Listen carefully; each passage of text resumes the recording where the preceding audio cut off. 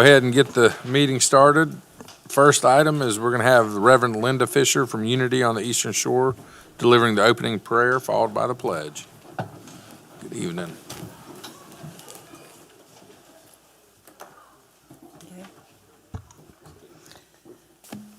As we gather this evening, let us take a moment and just be quiet, going within and knowing that we are all here for a greater purpose. May we be guided by wisdom that seeks understanding before judgment, by courage that embraces thoughtful change, and by humility that reminds us no single voice holds all the answers. We are fortunate to call Fairhope home, a place known not only for its natural beauty with its majestic oak trees, welcoming parks, and the peaceful waters of Mobile Bay, but for the people who make this community extraordinary. Our city's unique character has always been shaped by neighbors who care for one another, who volunteer their time, who support local businesses, who preserve our history, and who envision an even brighter future. Tonight, may we honor that legacy by listening with open minds and open hearts. May we remember that transparency builds trust, respect strengthens relationship, and kindness is never a sign of weakness, but of true leadership. As decisions are made this evening, may they reflect not only what is best for today, but will serve generations to come. May every decision be rooted in integrity, every difference of opinion be met with kindness, and every voice be treated with dignity. Let us recognize that while we come from different backgrounds and hold different viewpoints, we are united by a common purpose: to care for this remarkable city and to work together for the well-being of all who live, work, learn, and visit here on a daily basis. May we leave this meeting having strengthened not only our community, but also our commitment to one another. For when we lead with compassion, communication with honesty, and seek common ground, we create a Fairhope that reflects the very best of who we are. With gratitude for the opportunity to serve and to participate in shared efforts, let us begin tonight's meeting with the spirit of cooperation, hope, faith, and unity. And let it be. Thank you. Amen. Pledge allegiance to the flag of the United States of America and to the republic for which it stands, one nation, under God, indivisible, with liberty and justice for all. Thank you. Right. Council, before we approve the minutes, I do have a resolution written by City Attorney. Councilman Burrell had mentioned it might be a good idea to go ahead and add this on today in regards to the K1 Center and the courtyard, and just I'll go ahead and read it if somebody would consider amending the agenda. But it's going to be a resolution that says the governing body of the City of Fairhope authorizes and consents to the front and rear courtyard improvements at the K1 Center / Hatch presented by Baldwin County Economic Development Alliance. So relatively basic. Would anyone like to consider making a motion to modify the agenda? I'll make a motion to modify the agenda to add that resolution. All right. Second. All right. We got a motion and a second. This will be item number 33 or 34. All in favor of adding the item, please say aye. Aye. Any opposed? All right. That is added. Thank you, council. First item is to approve the minutes of the July 13th regular city council meeting and the minutes of the July 13th work session. Move to approve. Got a motion Second. and a second. Any discussion, any modifications, deletions, additions to those minutes? All right, hearing none, all in favor, please say aye. Aye. Any opposed? All right, minutes pass. Mayor, your report.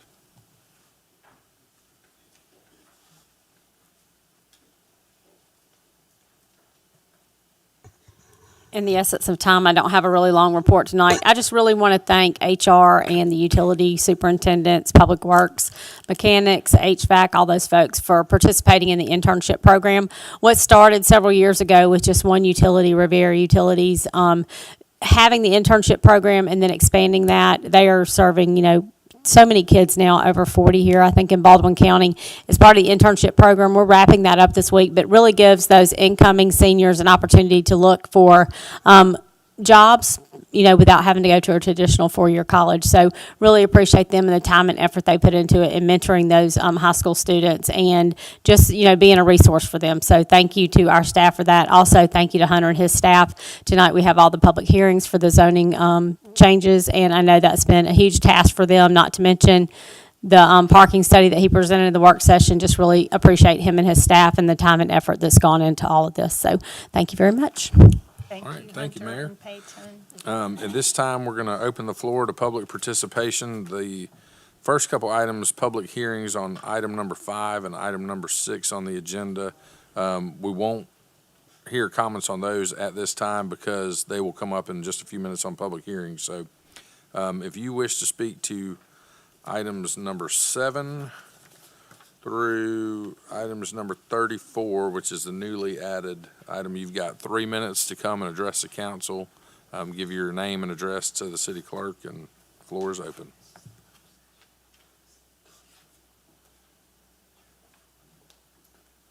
Sir, good evening. How's it going? Trey Cordy, 53 South School Street. Here I am again. So I know these are final votes for you guys, but I'd like to give my opinion one more time on this. So the only one I would recommend y'all go ahead and vote on is the multifamily, just so y'all can get rid of the moratoriums. But I think y'all need to add multifamily to the downtown CDB area. And y'all's regulations for that in multiple deals is preventing residential development downtown. And to make the downtown commercial better, y'all need to have more people live downtown. Commercial always comes last after residential, and these new regulations are doing the exact opposite. Y'all need to add multifamily. I had somebody call me about their multifamily project here and asked me my opinions on how the zoning regulations would change their property. And I said, well, it won't, but if your place burns down, you can't build it back. So, and this is the Magnolias right here by where Bayberry's used to be. And a good example is if it were to burn down, you're going to lose 22 units. In order to get them back, you can only get 7 back with y'all's new regulations. So what happens is not only you lose all that, you also have to add commercial to the entire first floor. And that's completely counterintuitive and against everything to help the downtown out. So I don't think y'all are realizing that. So y'all need to add, because B2, right, everything's zone B2, and it does not allow multifamily. Doesn't make any sense. But also, specifically on the PUD, because of y'all's new regulations, it makes everything cookie cutter for us to design good projects. And there's a list in the PUD of there's only certain zoning categories that we can use. So what happens is we're not allowed to have any lots less than 60 feet wide.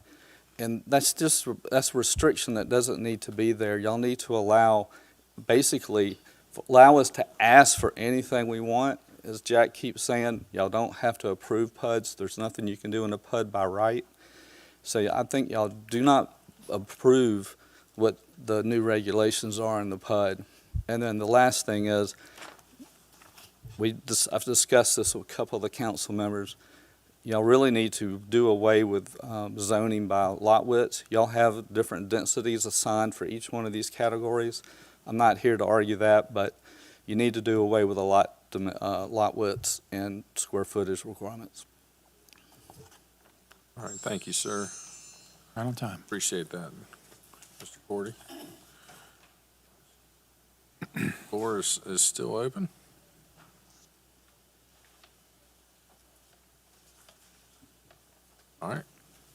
go ahead and close the floor and move on to council comments. Councilman Burrell?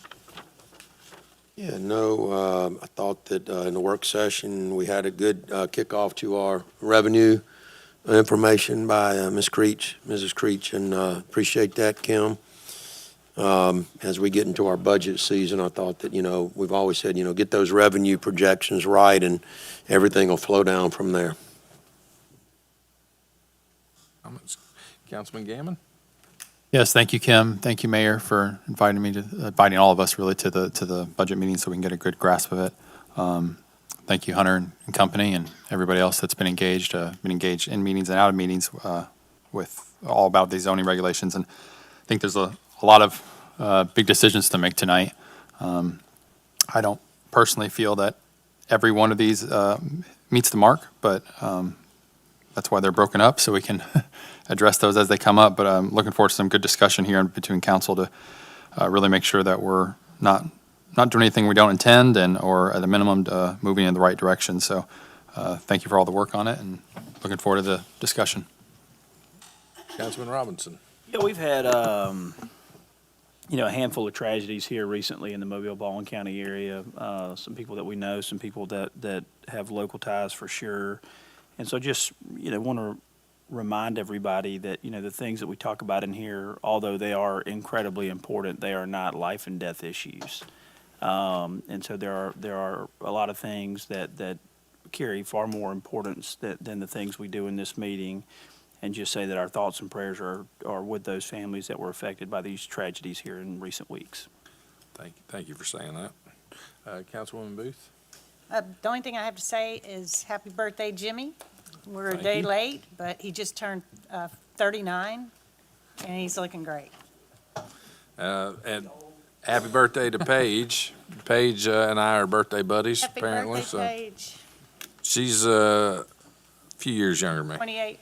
She's a few years younger, quite a bit. But and I'll just say, I know it's kind of random, but for anyone who was following along with Freddie, the German World Cup fan on Twitter, he put out today just kind of responding to some comments, said, hey, just since a lot of people have asked, he said, our favorite states we visited were Tennessee, Alabama, and Texas, and our favorite town we visited was Fairhope, Alabama. So look forward to being on another list, get a little more attention. Freddie's list. Freddie's list, no, that's right. And his favorite place to eat was Taco Bell, so Yeah, so I don't know what that says about his I don't know. taste, but, yeah, so anyways, I guess at this time, we'll go ahead and move on into the first public hearing.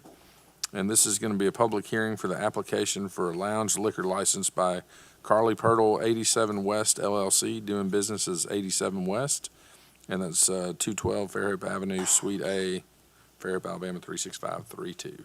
So if anyone would like to speak to this, the floor is open.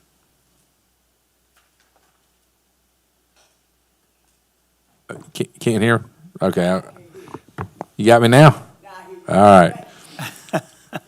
I'm sorry, I'll sit closer to the mic. Thank you. This is, floor is open for a public hearing on an application for a lounge liquor license at 87 West LLC, doing business as 87 West. Chief, did everything checks out? All right. Floor is open.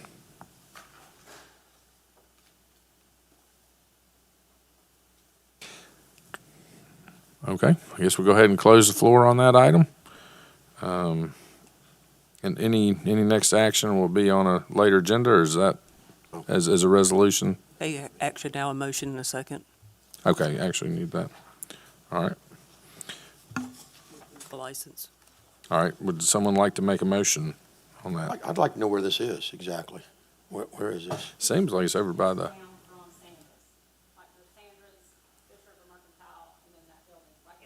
Last one before the alley. Okay. Just built a little seating area out front. Yes, I thought Yep, I so, know yeah. where. did it used to be Running Wild, or is it next to, okay. Opened as a laundromat in 1946. Okay, you never know. I motion to approve. All right, we've got a motion. Do we have a second? A second. And a second. Any further discussion? All right, hearing none, all in favor, please say aye. Aye. Any opposed? All right. License is granted. Next item is a public hearing. It's a resolution that the city council authorizes and approves the contract between the city of Fairhope and Childress Site Works, Inc.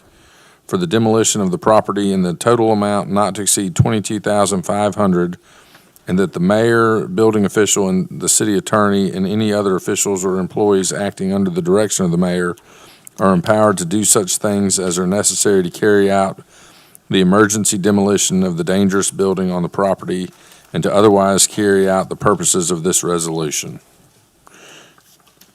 And, yes, sir, Eric, Yes, before we sir. open the floor, go ahead, All sir. right. Council, Mayor, thank you very much. I brought this to you at a work session several weeks ago.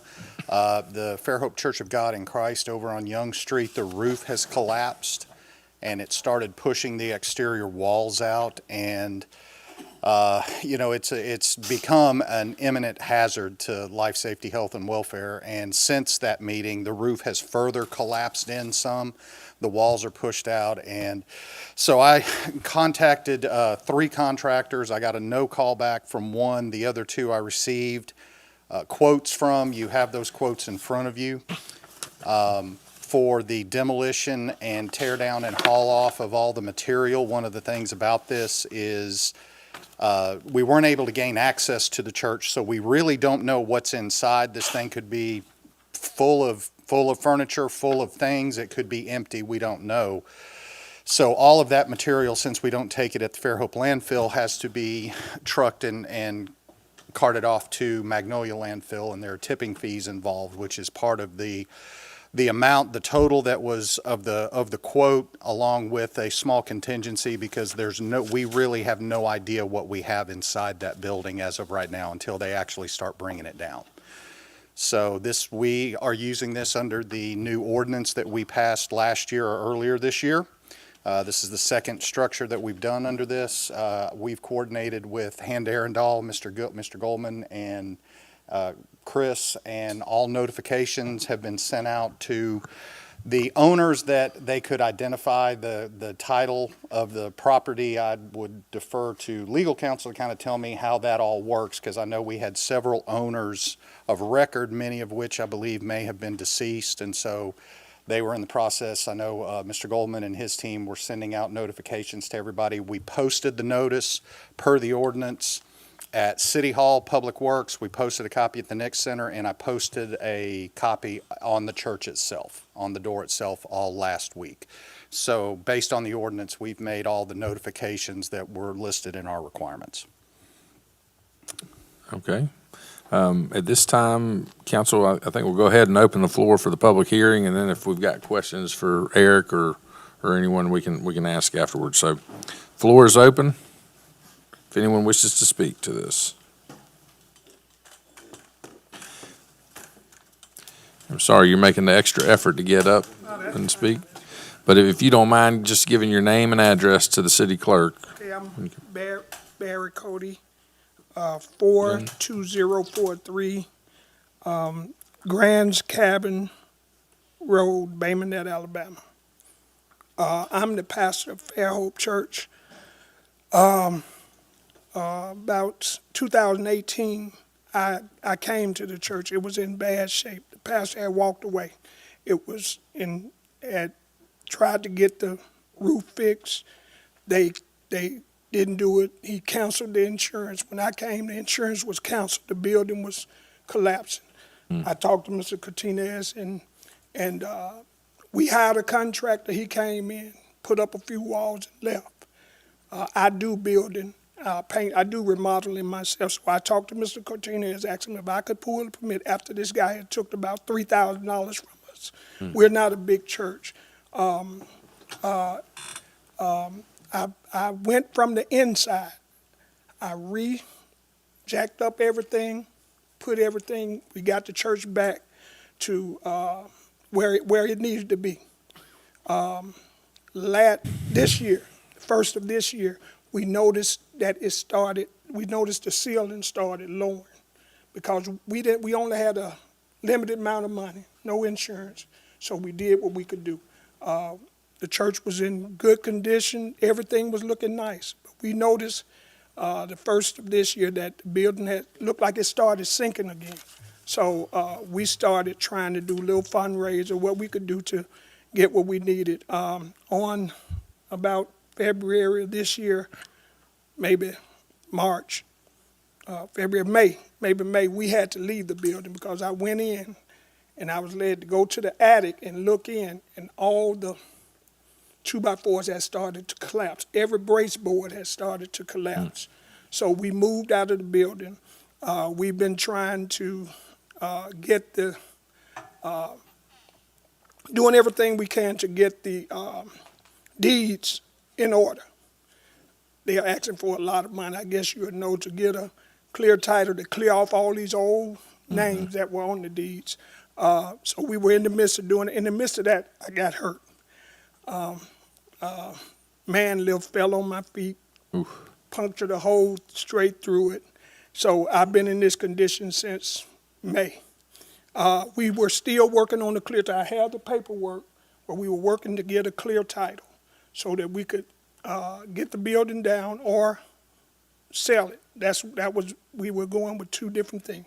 In the midst of it, I talked to Mr. Cortinez last week, which we got a call that the building had the ceiling. There's nothing in the building. We cleaned everything out. I think the piano may be in there in the other part that didn't collapse. Only the sanctuary collapsed. When we talked, I asked him if he would, when he get all the information that it took, if he would send it to me, email it to me. He said he would, and he said he would put a copy on the door. It got put on the door, but he called me today at 2:00 and told me that we needed to do something. The building was going to be tore down next week. All I'm asking is for more time. I didn't have time to get legal counsel. I don't understand what all the ordinances is, so all I'm asking is for more time to get something done, a little cheaper than what they're asking. They're asking $20,000, $30,000, and we just don't have that right now. So I'm asking, we've already got it taped off. I got pictures. We taped it off. When I talked to Mr. Cortinez, we were in the midst of had everything unhooked. We had been turned the gas and water off. And so we have tape and no trespassing sign. So nobody have any business going there. I know it's an eyesore, but we're working to do the best we can to get it torn down. So I ask for more time. Well, I definitely, the eyesore part's not the concern. I think it's more about just the safety, health, and welfare of anybody that might be going somewhere they shouldn't be. I think that would be the only concern. But Eric, do you have any thoughts? Because I hate that you maybe didn't get Can I notified ask this while earlier. you're still standing right there? How much time, asking for more time, how much time were you Well, I'm asking? give me a month. If we can get a month to get somebody in order to do it more reasonable, we can get it done. We've had all the electricity unhooked. We did everything that we needed to do to make sure that, the only thing, and I can tell you right now, the building is already on the floor. The walls are pushed out a little bit. It can't go any further. The building is already on the floor. And like I said, nothing is in there, nothing. We took everything out, we cleaned it out. So I'm just asking for more time. So, may I ask a question? So you're looking for time to solicit additional bids, trying to get something that's less expensive Something than less this? expensive, yeah. Sorry. Yeah. So they're asking, solicit more time to see if they can find bids that are less expensive. And if I may, and I'm sorry to interrupt, Please, no, Eric. please, by all means. So the resolution calls for authorizing Eric to proceed with the contractor. There's no prevention or prohibition of y'all setting a time, authorizing him to proceed with a contract within a certain amount of time. If y'all want to wait a certain amount of time, you certainly have that right. But to give him the authority after that time to go forward with contracting with the contractor to do the work.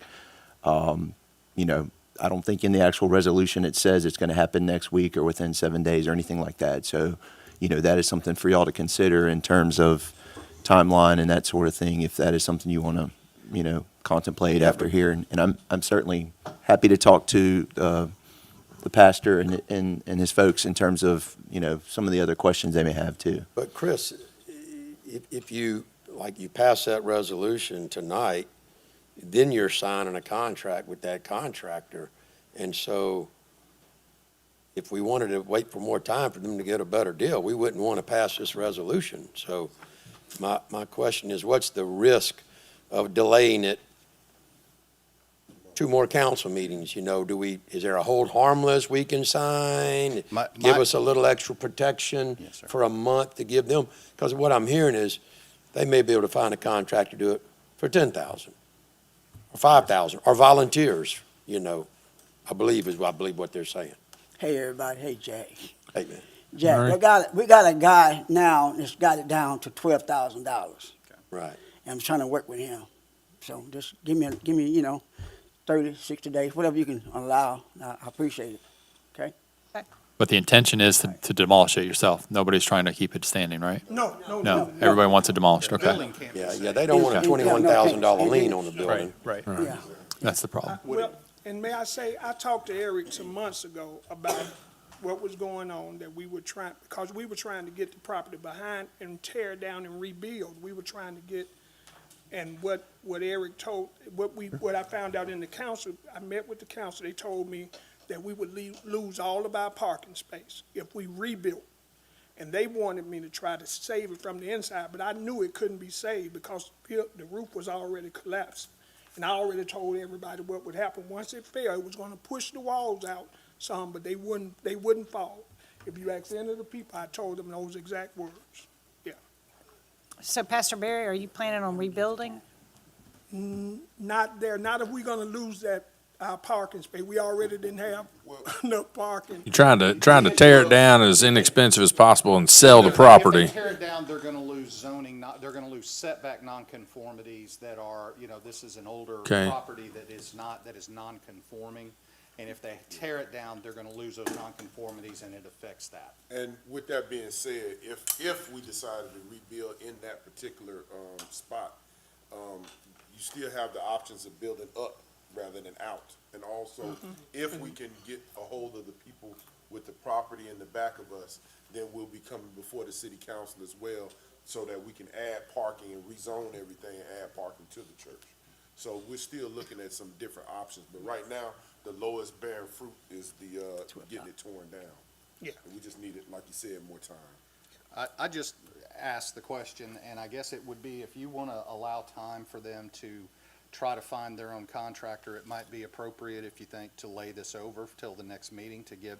And I really, just from my standpoint, from a safety standpoint, from the condition the building's in, I would really not like to wait more than another council round, another meeting round. That's another couple of weeks to firm up pricing and to get that done so that we can get that on the ground. Because I know we have no trespassing signs posted, but the fact is there are kids all through those areas, and that is an attractive nuisance, tremendous.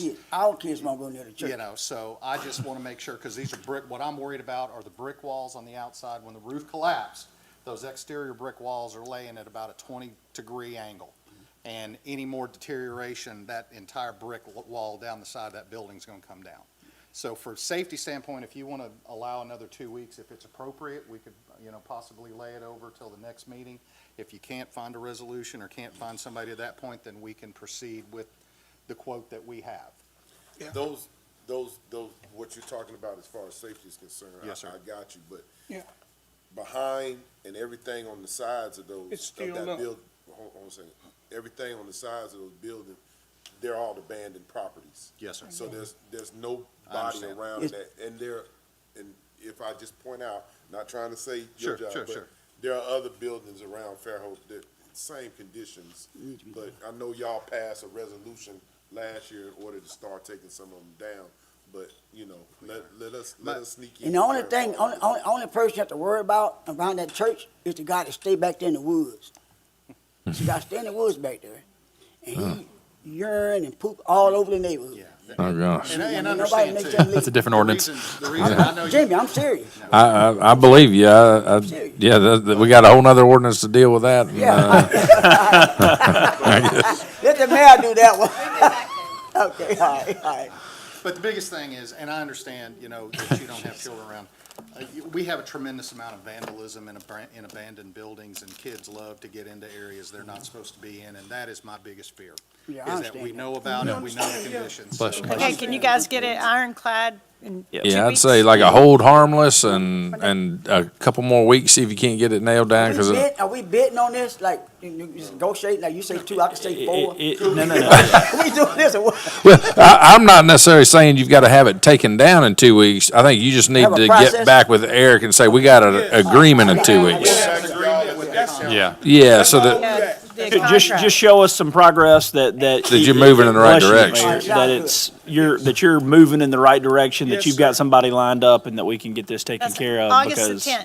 We'll expect to see you guys. Well, I sure thank you Sound guys. good. Thank you Yes, guys. sir. So much. Thank yes, sir. Now, if you can save $10,000, that's real money, so Getting I better. get that. I make a motion to table Thank you, till Councilman. next council meeting. Jack, We got a motion to Second. table and a second. Any further discussion? And we could take further action at the next council meeting, should it be warranted as well, with new information. All right. All right, all in favor of the motion to table, please say aye. Aye. Aye. Any opposed? All right. Thank you, Tabled, guys. y'all got at least 2 weeks to try to negotiate that contract and come back or communicate with Eric, and he can let us know what's going Yeah, on. thanks for coming out. Thank you, Murray. Thank y'all. Yeah. Yeah. Yes, sir. Thank you. All right. The next item on the agenda, item number 7, is the final adoption of an ordinance to amend zoning ordinance 1253 to consider the request of applicant SC Civil LLC on behalf of the owner, Old South Properties LLC, to rezone property from R4 low-density multifamily residential district to R1 low-density single-family residential district. The property is located at 8501 Morphy Avenue and is 2.98 acres. It was introduced at the June 29th council meeting. I'm gonna move for Hunter. final adoption. I'll second that. Motion and a second for final adoption. Any further discussion? All right. Hearing none, clerk, if you'll call the question. Place 1, Aye. place 2, Aye. Council President, Aye. place 4, Aye. place 5. Aye. All right. Well done. Hunter, that was painless. We need Larry? one or two. Congrats, sir. Yes. All right, item number 8 is final adoption of an ordinance to amend ordinance number 1253 to consider the request from the City of Fairhope Planning and Zoning Department for amendments to the City of Fairhope zoning ordinance for general cleanup, introduced at the July 13th meeting. I move for final adoption on this one. We got a motion for final adoption and a second. Any further discussion? Just verbiage. All right, hearing none, clerk, if you'll call the question. Place 1, Aye. place 2, Aye. Council President, Aye. place 4, Aye. place 5. Aye. All right, ordinance passes. Item number 9 is the final adoption of an ordinance to amend ordinance number 1253 to consider the request from the City of Fairhope Planning and Zoning Department for amendments to the City of Fairhope zoning ordinance definitions. Move for final adoption. Got a motion for final adoption One second. and a second. Any further discussion? Just more cleanup. All right, hearing none, clerk, if you'll call the question. Place 1, Aye. place 2, Aye. Council President, Aye. place 4, Aye. place 5. Aye. All right, that ordinance passes. Item number 10 is the final adoption of ordinance and an amended ordinance number 1253 to consider the request from the City of Fairhope Planning and Zoning Department for amendments to the City of Fairhope zoning ordinance mixed-use buildings. Hunter? Thank you. Yes, sir. Had to give it a shot. Not so quick on this one. We'll gunshine this Sit one. back a minute and see if everyone jumped. Yep. So we have a lot of information we need to refer back to, but I'll kind of jump back what I think the conversations at the last meeting were. Mixed-use buildings, we did set up a density for those mixed-use buildings that would be in the central business district and outside the central business district, and there was a lot of communications about the number rounding up. I think you received a study that kind of looked at what the existing was, and just to remind you, we have some pictures of those. We actually took out a couple of the big buildings. We polled council, planning commissioners, which were good examples. So I think the the density number that was sent in the study to you last Friday was 16.6. How did we get to 12 units an acre? It's because we took those, there was 2 buildings we took out. Henry Loft was one. Not to say that was illegal or anything, it was just, that's not the ideal mixed use. That, when you look at that building, it's 66 units per acre, to give you a number of what the lot size there was. So that's how we got to the 12 units, just FYI. And then this was kind of a hard one, because the round-up option, I know we had a lot of conversation about that. So what we've kind of tried to do here is the top line there is currently proposed. Originally, if you had under 3,630 square feet in a lot, you got no dwelling units. As we originally proposed these amendments, we went and added one. So the effect there was anything from 0 square feet to 1,759 got 1 unit. And then from there forward, it was increments of 3,630 feet, you added a dwelling unit. So that's kind of what you're looking at here. And I know some of the comments there were, it seems like a really big jump. We were, maybe could we round up from 1.5? But what does that rounding up look like? One option was to say every half decimal point. At 0.5, you round to the next nearest one.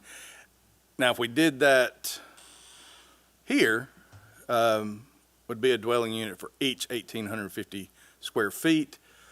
Well, then you're really doubling your density. So up to 20 units per acre. You can see as that rounding happens, you get up to 12 units an acre, where this option would allow 5. The other option was,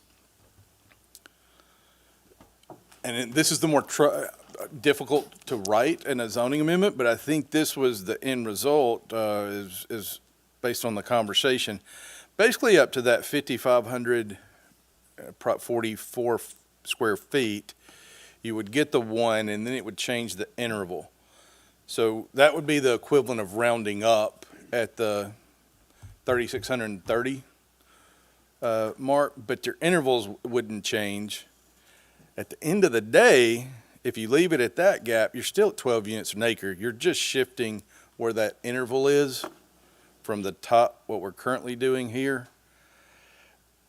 So the rounding is a little bit of a challenge if we wanted a table and kind of customize it. I'm gonna say so. I don't think that middle, that roundup option 1 was necessarily an intent to double the density. I think it was a strictly rounding up to the next multiple of 3,630 is what that was. So if you were at 1.5 times 3,630, you had rounded up to 7,260 and you'd get 2. So your density is the same. It was just to eliminate those people that were on the cusp of. Right. Closer to the next unit. Than, Yeah. I don't ever think that was so, and this one is one that I'm really, really struggling with to balance. When you look at 12 units per acre, you think, well, it's a lot more dense than the rest of the city. I've heard, well, the CBD or whatever should be more dense. Well, 12 units an acre is definitely more dense than R1, R2, or R3. It's more dense than R5. It's more dense than R5, so it's more dense. But then you got to look at the unique situations. And now, would this apply to everywhere in the city, not just the CBD? That's my So question. this one was, the 3,630 was just the central business Okay, so district. just the central There business was district. another So that really didn't get much conversation outside. I guess if it only applies to the CBD, and I look at somebody that has a half an acre lot, which could be considered a pretty large size lot downtown, and then you would be allowed 6 units, right, roughly. If you're exactly half an acre, you would be allowed, call it 1 square inch over. So you'd be allowed you'd be allowed 6 units. So that's, say you had a first floor commercial and then 3 on the next floor and 3 on the next. I'm just being the devil's advocate with myself. Is that too restrictive? And part of me says that might be. well, go the opposite direction. Say it's 100 feet short of that, Right. and you're only getting Well, you'd get, 5 units or whatever for. yeah, well, if you rounded it up, you would, But I'm saying if you couldn't round it up. Am I reading the earlier part of it, outside the CBD? Outside the CBD, you're allowed one dwelling unit, of 9680 square feet? Every less dense. 9,680 outside the CBD, okay.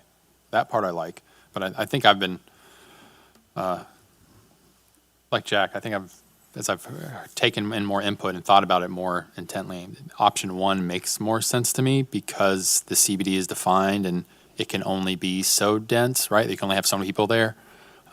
Plus, we already have the parking restrictions, which, you could have a lot that's, I don't know, 7260, so maybe you can get five units technically, but when you add in the parking requirement, you maybe can't. You maybe can only get 3 units on there, or, depending upon how you're building it to market and everything else. So it's not as clear cut as you might think, right? It's not. And that was some of the argument I think that was being made at the last presentation was, hey, the parking requirements are what drive the current plan more than anything is what can you actually fit on there, Right. and what will work. Now,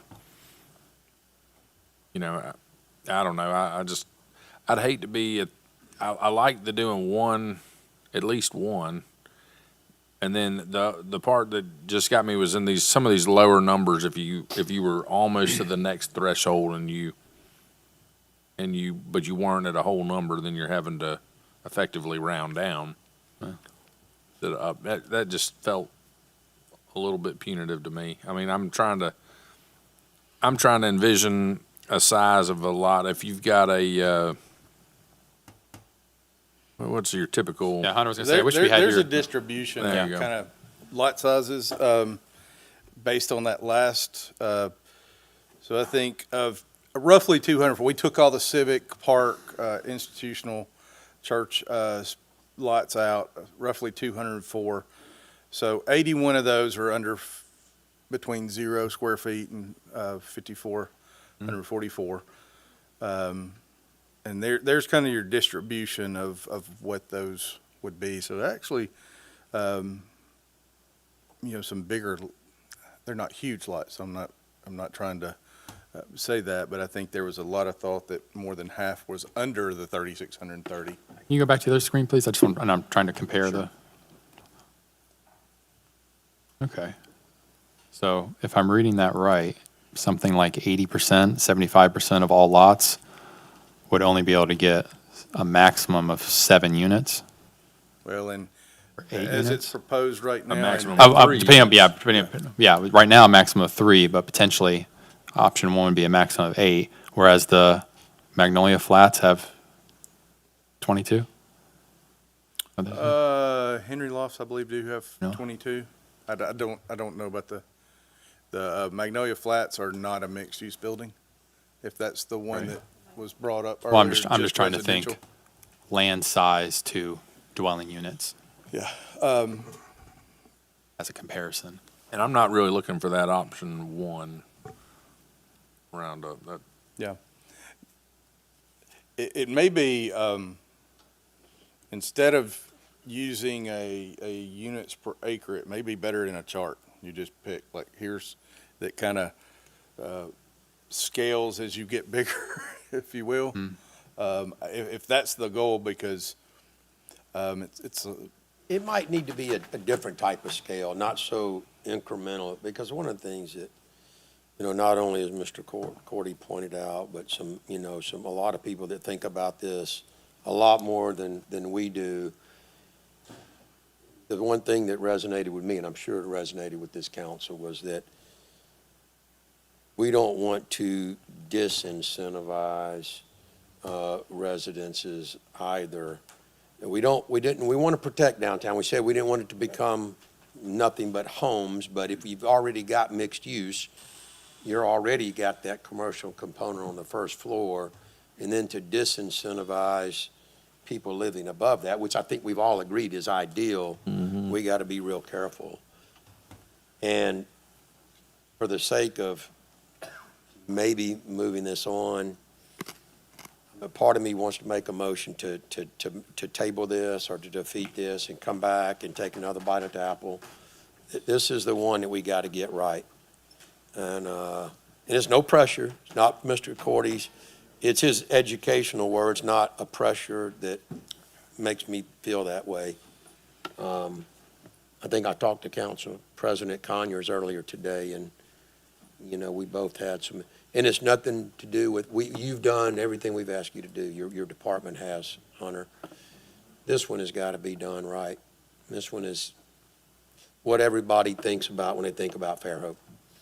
And, you know, we could pass it now for the sake of convenience and say we have it in writing, but I don't know. I don't know if that's the right move either. My leaning on, if I may, sorry. Yes, sir. My leaning on passing now is the impact outside the CBD, right? Because those were changes as well, correct?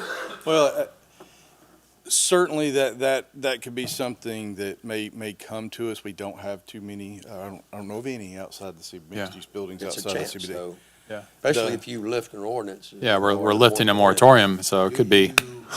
Well, I mean, we promised the people that came in, were worried about the R3A, Yeah. R3B, that we would not mess with that. We took all that out. We did that. And I don't think anybody in here is not going to keep their word to go back and fix this. But you do make a good point, Joshua, of strengthening what's outside the CBD.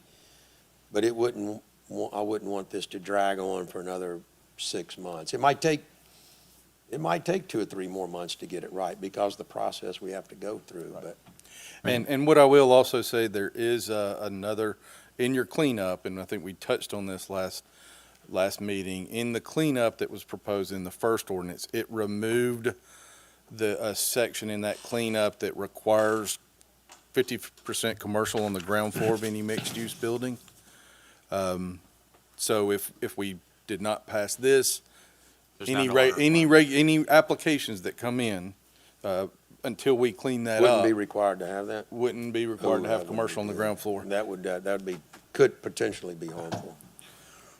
And I, just kind of the statistic there, I don't know of any imminent that would be submitted tomorrow, but, you know, and I still gun shy over the 2022 when we had a moratorium, and I think we set records for the number of When we platted lifted it, lots. just bam.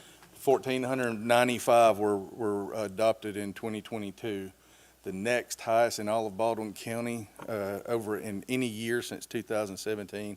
I think Baldwin County had a 970 month. That always is fearful for me. So while I understand this may be conservative in some people's minds, I would feel more comfortable at least having that protection and then coming back. But Yeah, Mr. Williams or Mr. McDowell, if we made a change that was only concerning, because this is a pretty long, lengthy ordinance, if we only made a change to this, what's shown on the screen, you know, that's applicable to density in these mixed-use CBD. buildings, and it's just that formula, would that have to go all the way back through planning and zoning for a recommendation, or would it just require another advertisement and then come back to council in whatever amount of time that It would takes? have to go back through advertisement. I mean, if you're still part of the same ordinance, it wouldn't have to go back to planning So that commission. shortens it up a little bit. If you completely denied it or voted it down, it would have to go back to planning I'm commission. kind of envisioning like a sliding scale. I go back to the poster child for this argument, and that's the development at the Southern Tide building, I'll call it. And that's 2,400 square feet, maybe, 2,000 square feet. And it's got two, and it would only be allowed to have one. And even at double that size lot, it would still, according to currently proposed, would only be allowed to have one. Triple. And if you look at what they have there, those are huge units. I mean, they're huge. So it's not like they're just chopped up 600 square foot apartments. There's over 2,000 square feet. I don't think anybody could argue that that's not a luxurious place. And this would prevent any of that If from you happening. tripled that size, you'd only have one unit. Yeah, you might even could triple. Yeah, you could well, 2,400, yeah, you could. You could triple it, would be 7,200. yeah, triple it without being able to round up, you could only have one. Yeah, and so that's what's kind of in my mindset. And you could that's almost going. have, you could have 6 of those if you cut them, and if you put another lot or tripled it, you could have, what, 1, 2, 3, 4? Again, y'all have already hit it, but I mean, there are other restrictions in place that will prevent, I think, taking advantage of some of this. So, parking, for example, just the size of the properties themselves. I mean, you can only do so much, and so. I think, I don't know whether it's sliding scale or whatever it is, but I do think that number needs to be. I think it needs to be altered a little bit, and I guess for me, the biggest thing on and agree with everything Councilman Burrell said about Hunter and his team doing exactly what we've asked them, and it's sort of in the process of getting feedback from some of the architects, developers, engineers that you say, okay, maybe I hadn't thought this quite all the way through, because I think our goal in going down this path is we want to protect downtown for commercial purposes and not let it all become residential. Well, then, and I don't think this is very likely, but the comments that, well, what you're incentivizing is a call center. Well, we don't want downtown, we don't want to protect it from residential to the point where it's just offices. Like, we want that kind of What's mixed living use? and breathing, restaurants, retail, shops. We want these people shopping in our We community. want a and- mix, a good mix. We want mixed use. Well, part of me wants to just think about minimum size for certain buildings as well. In other words, if you let them chop it up too much and they put 4 tiny apartments on, I don't know that we want that, but I think there's a better solution. But in light of all this conversation, and I think in keeping with one of the ordinances that we just passed, I think don't crucify me for this, developers out there, but I think that we should probably adopt it as written with the promise to change this, to edit this. I think the risk is too great to not pass it. Yeah, the risk to me is greater outside the CBD, but I fully agree. I think option one makes the most sense to come back with afterwards. But pass it as The is roundup because, option one? yeah. I know you say that, Joshua, but you need to explain how we can do that. And Yeah, Let I everybody think what we would need to do, right, is we would pass the ordinance and then we would propose a new ordinance that, Well, it'd be a or revision. Just cut the revised. square footage in half is all you have to do there. So you just revise the ordinance? Just cut square footage in half. Then you got to determine whether you want a roundup rule on that number. Does that have to be advertised in the same way? Well, I think Counsel? you'd stop with calculating it in that way, and you would just basically go exactly with the way it's listed here in option one. That if Yeah. you're 3,630, you get 2 units, and then so there would be no roundup. rounding up at that. Yeah, point. no, I think, yeah. Anything within that parameters gets X. Anything that doesn't get And it. 89's a B plus, doesn't matter. And what we would do there That's a big mechanically, what we swing would- from what we were talking about rounding up. I mean, I'm okay if that's the direction y'all want to go, but that's doubling it rather than rounding It up is. from what I was proposing last meeting. Well, And I'm what not we saying can do- I'm just saying, whether, like I said, whether it's a sliding scale or what, I think we have to adjust. Agreed with that. I guess I'm maybe more for clarification than anything. What y'all are saying is the numbers on option one or more of like the concept of option one roundup? I'm personally fine with the numbers. I mean, if you look at the scale of the lot sizes you have there, there's no 50 unit, 20 unit development possible under that scenario. I mean, and there's very, very few that would be considered large. And I think Councilman Burrell, that there's areas based upon the maximum floor area ratio. I think some of those things already talk about that, right? No upper story dwelling shall have a gross floor area of less than 600 feet, right? So we maybe need to look at it, but No, I just wanted to look at that. it's not just, oh, whatever, 2 units, whatever. So you're asking 24 units in an Yeah. acre is a lot, though. Yeah, I think there's already stuff in there. Limitations, other places that prevent it from being Correct. the problem that I think we're envisioning. Yeah, I agree. And if you do pass, what we'll have to do with this is start again at Planning Commission for a revision to this section. And since if Okay. at least have 3 more we're cut out, we'll have a little bit more time Thank to you, Counsel. spend on that and actually give you a little bit more details with this and options. We'll send it, but as we're in Yeah. planning commission. And just, Let's get it in a form that the council knows they're going to pass before it goes to planning commission too. Yeah, and I'm just going back to those units, because the, sort of the pushback from, and I hate to just call it the development community, but one of the architects that was speaking on behalf of the development community was lobbying for, we were talking about going to 12 units an acre, and he was lobbying for 16.67 basically, and now we're talking about like jumping all the way to 24 from where we were. I think that would be, you'd be hesitant that when you see what that looks like.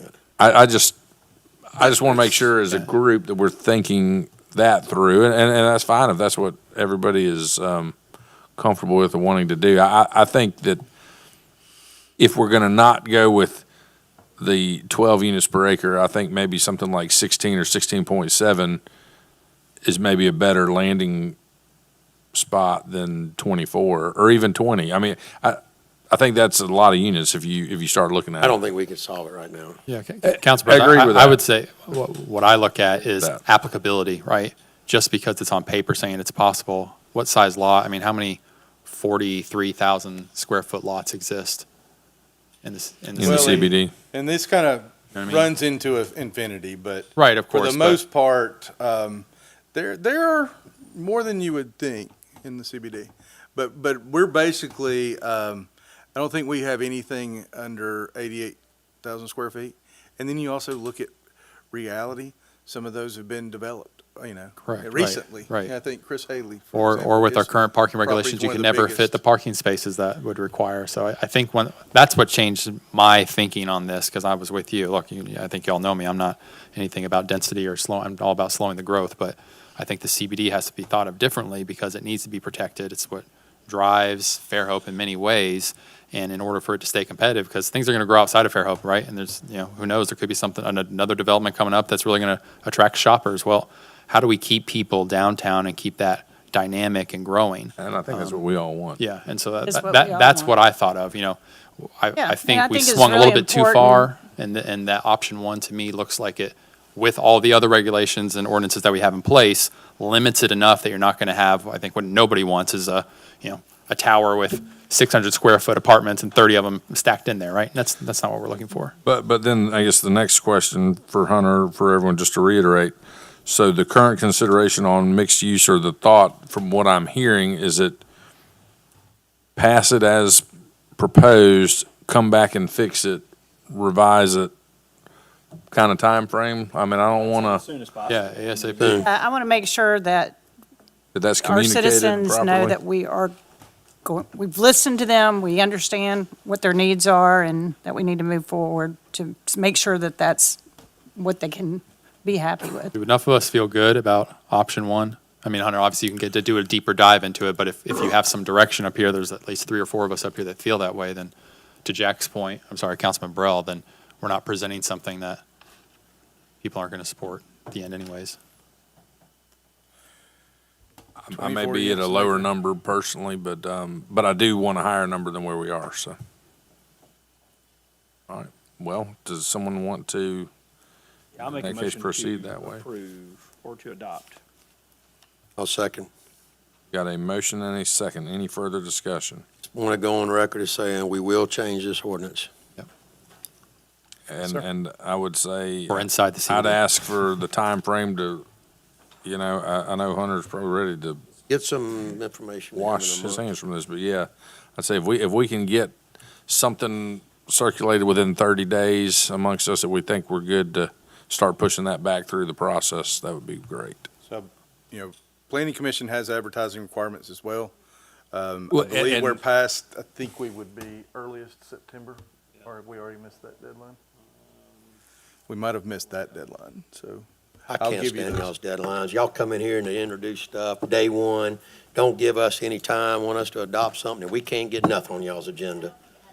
That is ridiculous. Yeah, does Yes. it, If they adopt this, the new amendment would have to go back through planning commission, yes. And I'd love to revisit the advertising. So we Yeah. don't have to. Do all Oh, that. that's, Take I that thought time. you said we weren't gonna have to advertise if we just change this one part of it, and it's the same ordinance. If Well, we I change it- misunderstood, and I apologize. I thought you meant if you amended the ordinance as presented, it wouldn't have to go back, but it would have to be advertised. we If you- table if it you and enact amend it. Right. But then if you have adopt- Oh, yes, if we a new adopt it, amendment, yes. Yeah, then you're you would, That's right. Yes. All right, so I got a motion and a second, and a little bit of conversation. We thinking that's the route people are comfortable with going, knowing that if you can get the wheels in motion in 30 days, but it might be 60 days or so before it could, 60 to 90 days before it could be We can still be shown. come to something fruition. Even before. it's- Is that about accurate? I'm so sorry. I stepped If away we from- could get a general consensus on what that number is, say, in the next 30 days, and you get the wheels in motion, then 60 to 75 days before we'd be looking at actual adoption. I can certainly get the information to council and get y'all's feedback before we go back to planning commission. Of course, public hearings there can they make a recommendation as well, but I think it holds heavy weight if you've already. But we taken a may be look looking some at of those. September, October before we're actually finalizing something. Yes, So sir. just want to make sure everybody knows. Okay. Thank you, Council President. All right. Everyone good on that? Yeah, I want to go on record to make sure that we change it as well. Okay. Clerk, you call Place the one. question. Place 1, Aye. place 2, Aye. Council President, Aye. place 4, Aye. place 5. Aye. All right. Adopted.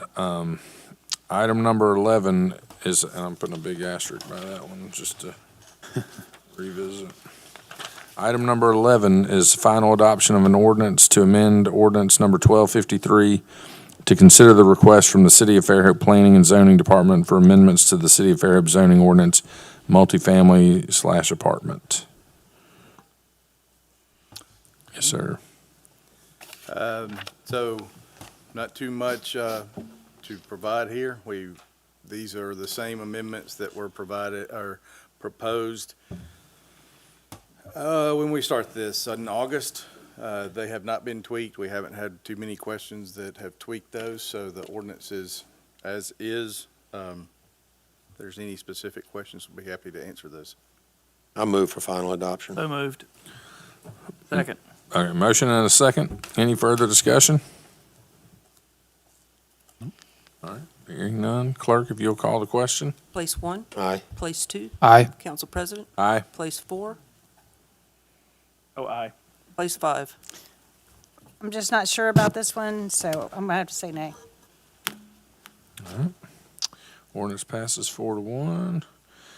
Next item is final adoption of an ordinance to amend ordinance number 1253 to consider the request from the City of Fairhope Planning and Zoning Department for amendments to the City of Fairhope zoning ordinance, PUD, Planned Unit Developments. Like to introduce the ordinance? Oh, we don't have to introduce it. Oh, yeah. Make a motion. Motion to approve. All right, we've got a motion.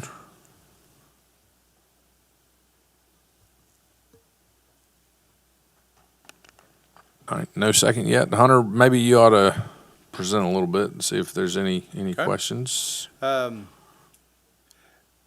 it's probably easier to go back and look at the kind of first slide, and I believe you have a printout of this. This has kind of been a little bit of an evolution from what was originally proposed. We removed all changes at one point. Then we came back and left the minimum acreage alone, but said a PUD over 10 acres has to have a commercial component. We removed that commercial component and just put a maximum density cap of 3 units per acre, and retain the previously approved list of allowable underlying zoning districts. So that's what's in front of you today. We didn't have any changes since the last meeting. We have really been all over the map on this one. So, all right, I know we had one motion earlier. Council, any Any questions, any thoughts, any conversation or comments before we continue? I mean, I think I said this a couple of meetings ago. The heartburn I have with this, and obviously I know, obviously the origin of this and kind of why it is what it is. But, the purpose of the PUD in general is to allow creativity for areas that otherwise couldn't do something that fits with what we as a council or a city envision as appropriate for a piece of property. And so I think by changing it and limiting that particular development or that type of development kind of defeats the purpose in some ways. Again, when you're making these changes to some of these other ordinances that we don't ultimately have the final say over, obviously that makes complete sense. But with a PUD, there is no PUD by right. I mean, so everything you put in a PUD ultimately has to come before us and have us say yes or no to. And so if it's something that we as a council don't think is appropriate, we just say no. And there's no pushback that can happen as a result of that.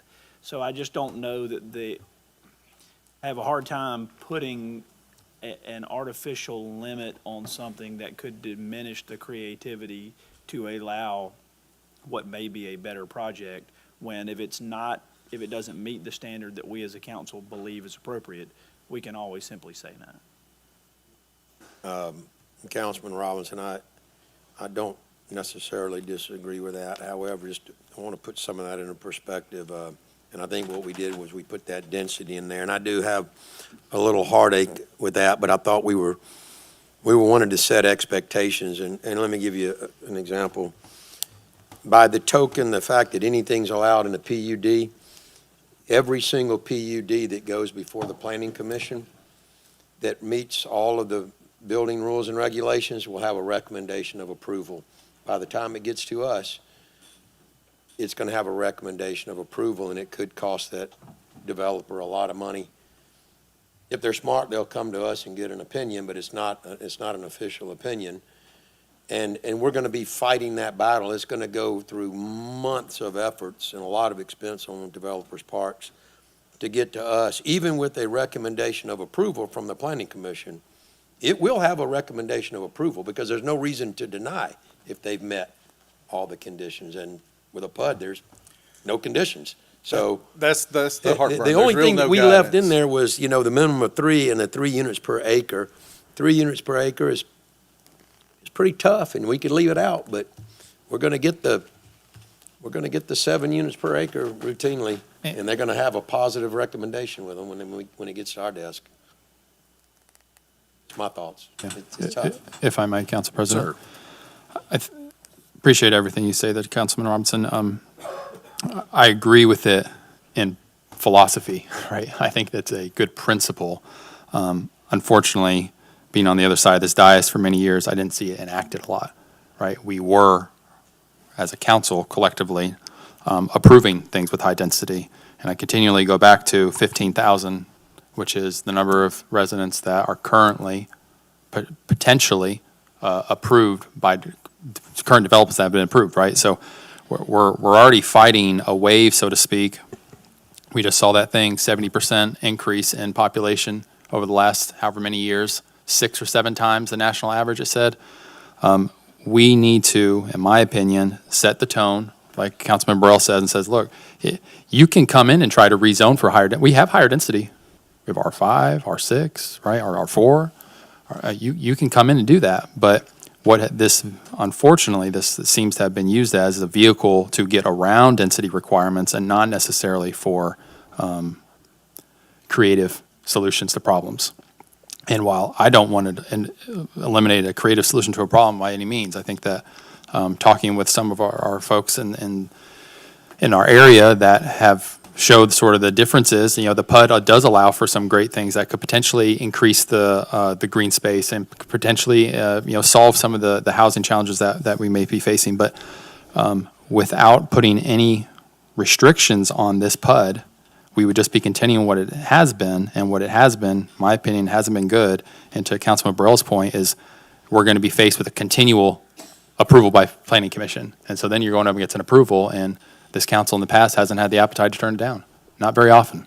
Yeah, I don't disagree with nearly anything you said. I will point out that a lot of the PUDs that were approved ETJ, right. were outside of our planning, that we were annexing in as a lesser of the two evils that were the opportunity for us to do. And so it was, but your general point is correct, and that is, there have been opportunities, I believe, to say no, and there was not the appetite to do so for a variety of reasons. And so I do agree that the PUD process has been abused, and trying to figure out ways to, and maybe not on the front end, but by not complying with all of the things that the developer promised they were going to do. So I don't know if that's an issue for council, or if that's an enforcement issue, or whatever it may be, but the bottom line is, it has not been what is desired when we approved it. And so I think, obviously that's part of what led to the changes wanting to be made, is that we weren't happy with the projects that were presented as PUDs. Obviously the ones that are outside the planning that were simply, again, like I said, the lesser of two evils, is something different. And like I said, I don't fault any of you for thinking that it's better to have some restriction in place to give the developer some idea on the front end. I agree with that. I just worry that the limitation will create, not to steal from Trey, but cookie cutter situations where otherwise something better could have been done. And that's, again, you gotta have, you gotta be willing to say no. And I think this is, everyone noticed that no will be the answer. Oh, Mr. Chairman, if I may. Yes, sir. The one, I struggle also with the 3 acre minimum. So let me ask you this, a hypothetical, Hunter. There's a 2 acre lot that's come on the market. It's kind of between a commercial, it's between a B2 and a R2. Okay, it's somewhere, it could be either or. PUD would be perfect. You could have a commercial component, maybe a residential component.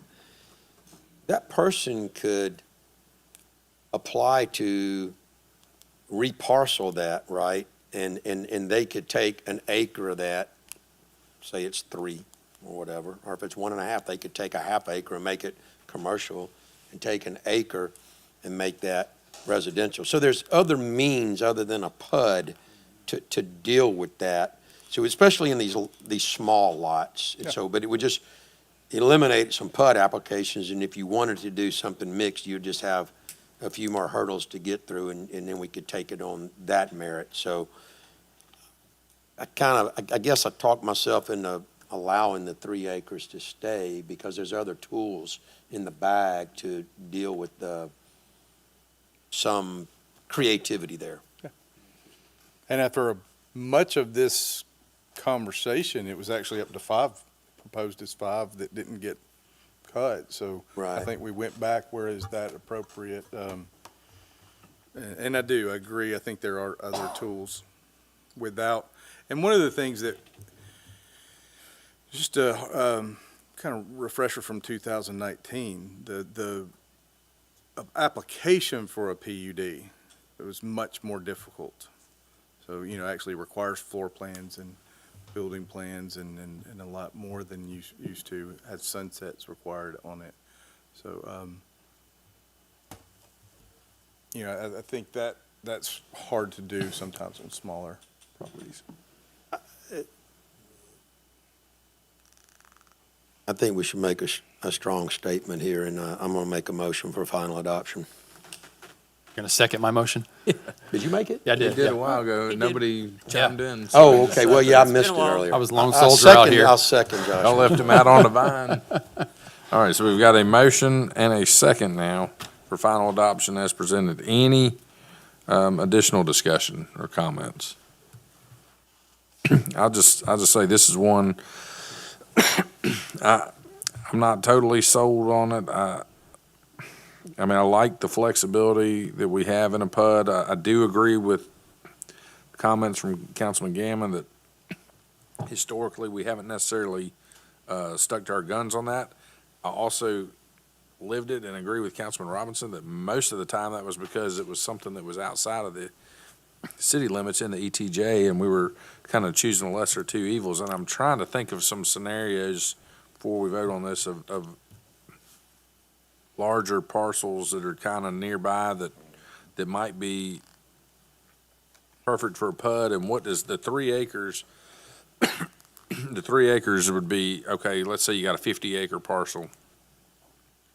They could have a maximum of 150 residential units on that 50-acre parcel. They can still be creative and flexible on where those are, what size. They could add, as long as the density worked out, they could fill up 130 acres of commercial and put the rest, as long as the density number worked out, within that PUD. And if we didn't like it, we could turn it down. Yeah, so I mean, that's kind of similar to the mixed use. We're talking about a residential density number, but this also allows all kind of other components with that, so.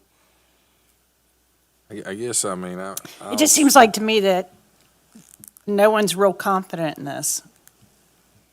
I feel confident. I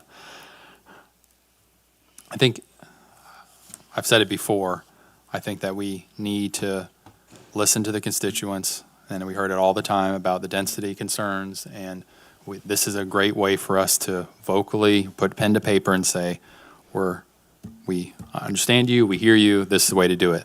We're not outlawing R4s or R5s or R6s. So those are they're still tools in the box if there's a particular plan where that makes sense that we could rezone. But we are eliminating what I would call, or what would maybe become sort of a loophole. And even if there's stuff outside the county, at least now they know when they're applying for a PUD to try to come in, it'd be a 3 unit maximum, right? That's quote unquote the worst they could do to us, as opposed to right now it's open-ended. Yeah, but the other option is they just don't annex in and do what they want in the county, Well, a little bit different. without that restriction. Yeah, but a lot of counties started to get zoned. Not entirely, but it's more than it was 10 years ago, 5 years ago. Could also go R2. Yeah. And county is proposing a new comprehensive plan. We just got that Friday, so we're kind of evaluating there. When you look at, I think they're proposing some new village nodes and other areas that may be in conflict with our kind of long-range plan. So it actually, I think, We can control if we can.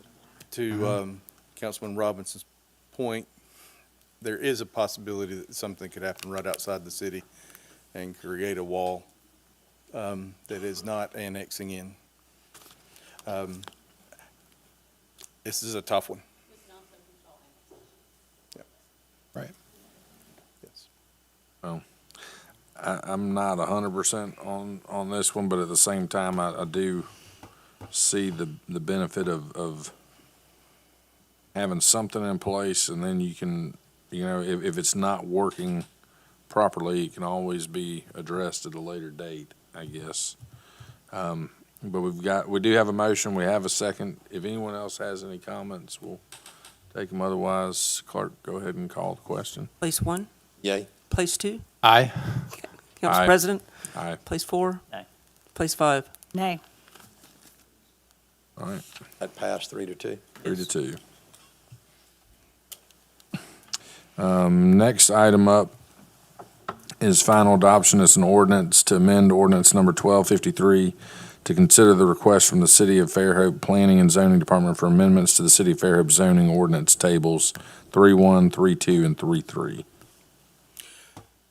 So, thank you, Council President. I don't want to really ignore any other questions, I'm going to jump to one I know has been debated and discussed, and that's the impervious surface component of this. There are 3 tables and many changes within this, but I know we had some conversations, we've had multiple meetings. We've kind of met at the staff level, sent some of those, and the impervious surface percentage is, again, weren't really tied to any of these percentages. There's some, I know, Councilman Gammon, you kind of thought maybe 7% is better than 5%. There was some of our development team and outside, thinking 10%. There is a component here of how do you calculate that? What's for the situations where that can't be met? And we kind of met with Eric, and there is Richard and Noel was there with us, and Peyton, and there is a section within the city code that I think works great for, this is the percentage. If you want to go above this percentage, there'd be some engineering, which the zoning ordinance doesn't really do well, that could sit over there. Because of the multitude of things within these tables, I still don't recommend that we do not adopt this tonight. However, and we've talked with our legal counsel, we do have if you wanted to pass everything while we get some time to work on the other component of the impervious surface, I think we can establish an effective date for that section of this that would not require re-advertisement. So we can talk about that mechanism. If you want to talk about any of the other amendments that are within these tables, I'll certainly be welcome those, and we can have those conversations. I don't think there was anything debated last meeting except for the impervious. Would the effective date be only to the portion concerning impervious surfaces? Correct. And would that delay, and would the idea be that we're giving people a grandfathered period, but then we're going to come and change this before it is implemented to different numbers potentially? If that's what direction you give, we can change the number here. I think the most important thing, there was some question of what this rate equal to the pre-development condition. That sits in another section of the city code. I believe that's chapter 718, stormwater regulations, that's in Eric's world. So being able to add it, which would come back to the city council for adoption of that. So depending on what that looked like, we'd obviously be in touch with you about those proposals. You could change the percentage number. It could reside in another section of the code. There would be an option there. But yes, that would give us time to get those regulations. And effectively, no one would be affected by that because we haven't had impervious surface maximums. So there's no property owner that we're going to be changing anything on while we work on those amendments. If that's what council I think I'd be favorable to that, because that's the biggest thing preventing me from voting for this right now, is I think the impervious areas are a little bit too restrictive, and I think that it's very unclear for anybody what it will necessarily take to such surfaces or constructed materials that allow passage of water into the ground at a rate equal to the pre-developed condition. Sounds like I don't know if they are too restrictive. I mean, I had the example sent to me telling me I couldn't do any more with my lot. So what? I don't need to do any more with my lot. It's got enough concrete on it. We're spending millions of dollars trying to manage the storm water runoff in this town, and it's at the expense of the taxpayers that have pervious surfaces. And if this was to, let's say you had a subdivision, you expected everybody to have a swimming pool, and we called that impervious, because I know there was a debate on whether you call it impervious or not. Let's say we call that impervious, because I think if you took a plan view and it's covered in concrete, it's impervious. And you built them all of a certain type lot, and because of this ordinance, you couldn't put a pool on there. Well, I think that would just drive the developer to build larger lots, which in turn reduces density, goes back to kind of Plan A. Kind of started all this ball rolling, so we didn't make any changes to this in February, May, June, or the last July meeting, but now we're having questions about, I know we had some questions Yeah, about it then. We questioned it. We did. But no changes were made or No. presented or proposed, and I think we put a line in the sand and adopt this. I would just say, I've been asking Hunter a lot about this because I continue to feel like a new construction that is going to be fully engineered, right, versus an existing lot, or construction where there are known drainage issues or it's, particular floodplain, whatever, should be treated differently because, and correct me if I'm wrong here, but if I'm going to build a new development now, 10 acres, wherever, I can engineer that much differently to ensure that the drainage and the stormwater control is all really good with maybe having more impervious area than a 1980s built home lot, right? Because the land's completely flat or it's sunken in some spots, whereas, these other ones you can gradate in different ways. I mean, is that wild what I'm saying? Yeah, I know when we were originally talking about this, you were actually contemplating going higher, more restrictive on the older lots. Yeah. So, I think that's the right decision. When you don't have the stormwater infrastructure, if you're going to categorize it, well, you want to be more restrictive there for the impervious surface because there is not the infrastructure to handle that. Right, there's not the infrastructure. And the only way to resolve that is to spend taxpayers' dollars that don't live in that neighborhood to improve the roads, and we're spending a lot. I think Pecan Avenue is a Pond great Avenue example. watershed project's the poster child for that. We're spending millions. Yeah.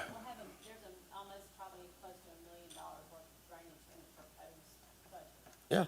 Yeah. And it's older areas of town that, are, and Councilman Conyers and I talked today, I said, if I could stop talking about personnel and drainage, my day would be free. Drainage project free today. Yeah, I'm not opposed to max impervious areas at all, I think, but as I've heard more and learned more, right, I tell people all the time, I reserve the right to be proven wrong. And so it's okay for me, as I think it's just maybe one size fits all for me.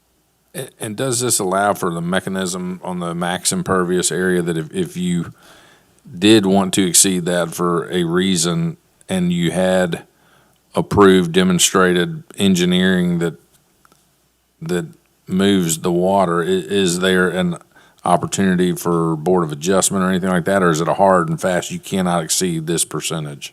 So that's kind of the mechanism. The stormwater management or stormwater ordinances, there's a whole section under Eric's that talks about the more detailed thing. So if there's a subdivision that's got all of the requirements, this would probably be fine. But if there's an older lot, you can look at that section. That's not perfect right now, but it's not a part of the zoning ordinance. So it would be if you want to exceed this number, or it's questionable of that bottom footnote, there would be some sections within there that, all right, you now look at all coefficients. Do you put if you want to put underground storage, if you want to put residential LIDs or green infrastructure in to control that stormwater, to allow, we've even looked at, because one component of this wasn't just stormwater. I know a lot of some of our planning commissioners especially, we need to leave some room to plant a tree on these residential lots. So green space requirement, and actually that was in the zoning ordinance, instead of calling it impervious surface, just say, hey, 60% is required to be landscape, lawn. That gets to the point a little quicker if having that or make up the percentage, but you can skin it 100 different ways. Right now, this was intended because we were asked to look at easy solutions that didn't require a bunch of engineering, and this is kind of how that's done when it sits in the zoning ordinance. We can look at a plan, kind of measure out what the materials are, and it gets a pass or a fail. So that's not necessarily hard and fast, there's a mechanism to there could be a mechanism. No, but there's not now. There is a section right now, I know, Eric, what was the percentage you were looking at? You got I think there's a house being built right now at 77% lot coverage of impervious surface. They're having to look at doing engineering plans and those, so I think we can still utilize those until we have a better solution. So for example, if that house if this gets adopted and that house comes in tomorrow, if this was adopted, what, are they being told, sorry, you can't build it? Yes. And that's the challenge with it. You think you picked up on it.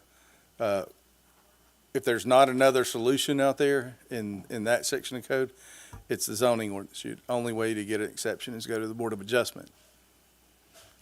So is there a hardship based on the size, shape, topography? Probably not for 98% of the folks that would ask for that.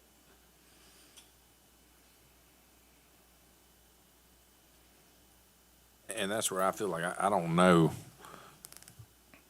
if the percentages are close to right, a little bit off. Are they too generous? Are they too restrictive? Are they almost to the right point? I guess that's what I'm not 100% sold on, and I think it would be if I knew there was a mechanism for someone that said, hey, this is what I got, this is the way my lot is, I'm willing to spend the money to address the issue.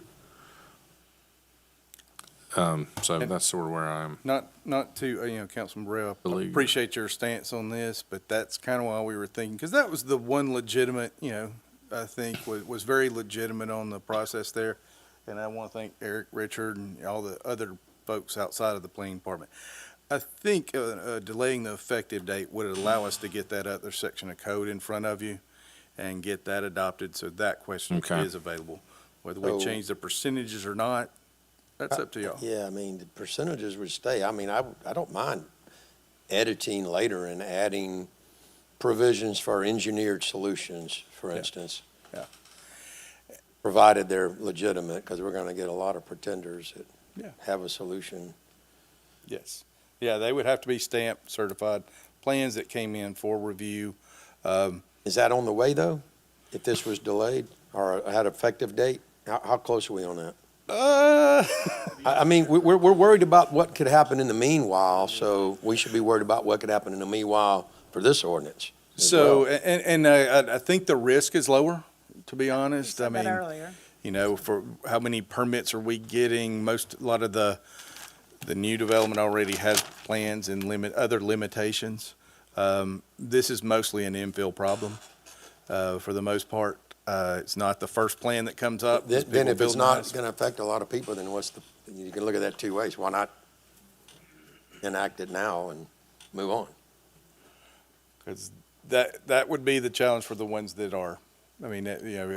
If we postpone the effective date, because this is not a regulation today, we're not affecting anyone, but if we put it in and there are those situations that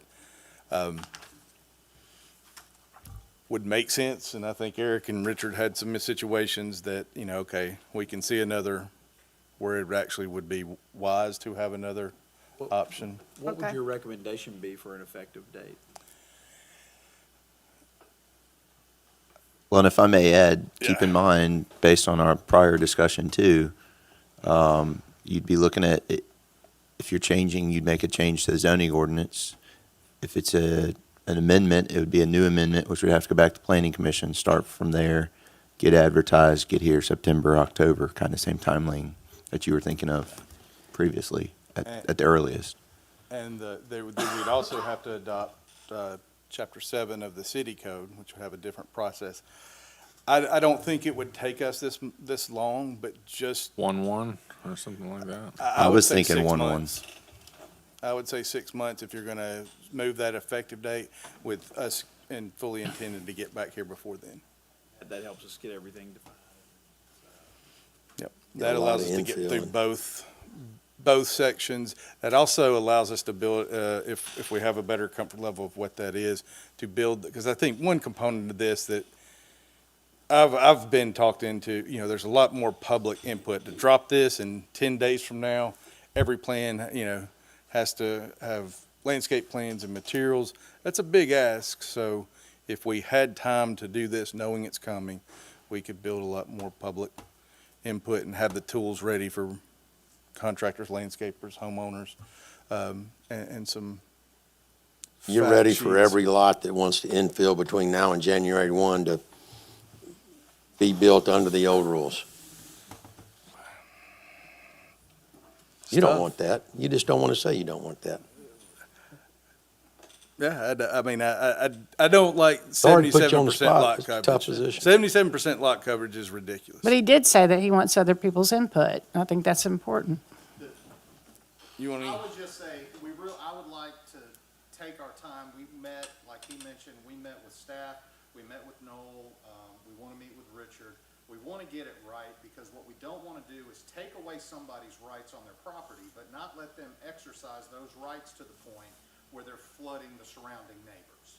There's a balance there. Yeah. Between, with your citizens, there's a balance, and it takes some time to walk through it. Right now, I think I've mentioned before, we're engineering drainage plans all day. Yeah. Residential lots, we're doing it right now. Yeah. We can do that, continue to do that until we get this vetted the way that everybody wants it. Yeah, because somebody's working harder than Eric on the drainage. Now, we're 6 months into it, and now we're talking changes. We got no change in February, no change in May, no change in June, no change in July. When are we going to make a change? Yeah, that one you got me. I agree. Why are we just not hearing about the complaints on this one the Friday before the last meeting? It's a good point. Well, I mean, you're the one that, I think you said that you would be interested in postponing this. After a year, and yeah, we get this, sure, if that's what we need to do. Okay. I just don't see where everybody's confident. Hunter, one thing I would ask, and Eric, is if we're going to require that engineering, if you're gonna require, to have engineered drainage plans, that there has to be some provisions if that engineered plan does not work. Right. And that is the. That is my issue right now. That's the what challenge on what that's- you're trying to write. That's the That's what I challenge. hear about every single day. And that's the rub that we have, is we have, qualified engineers that we do business with, that we know they do plans for the city, they've done drainage plans, well, the neighbor's not happy with it. That's not stopping enough of the water.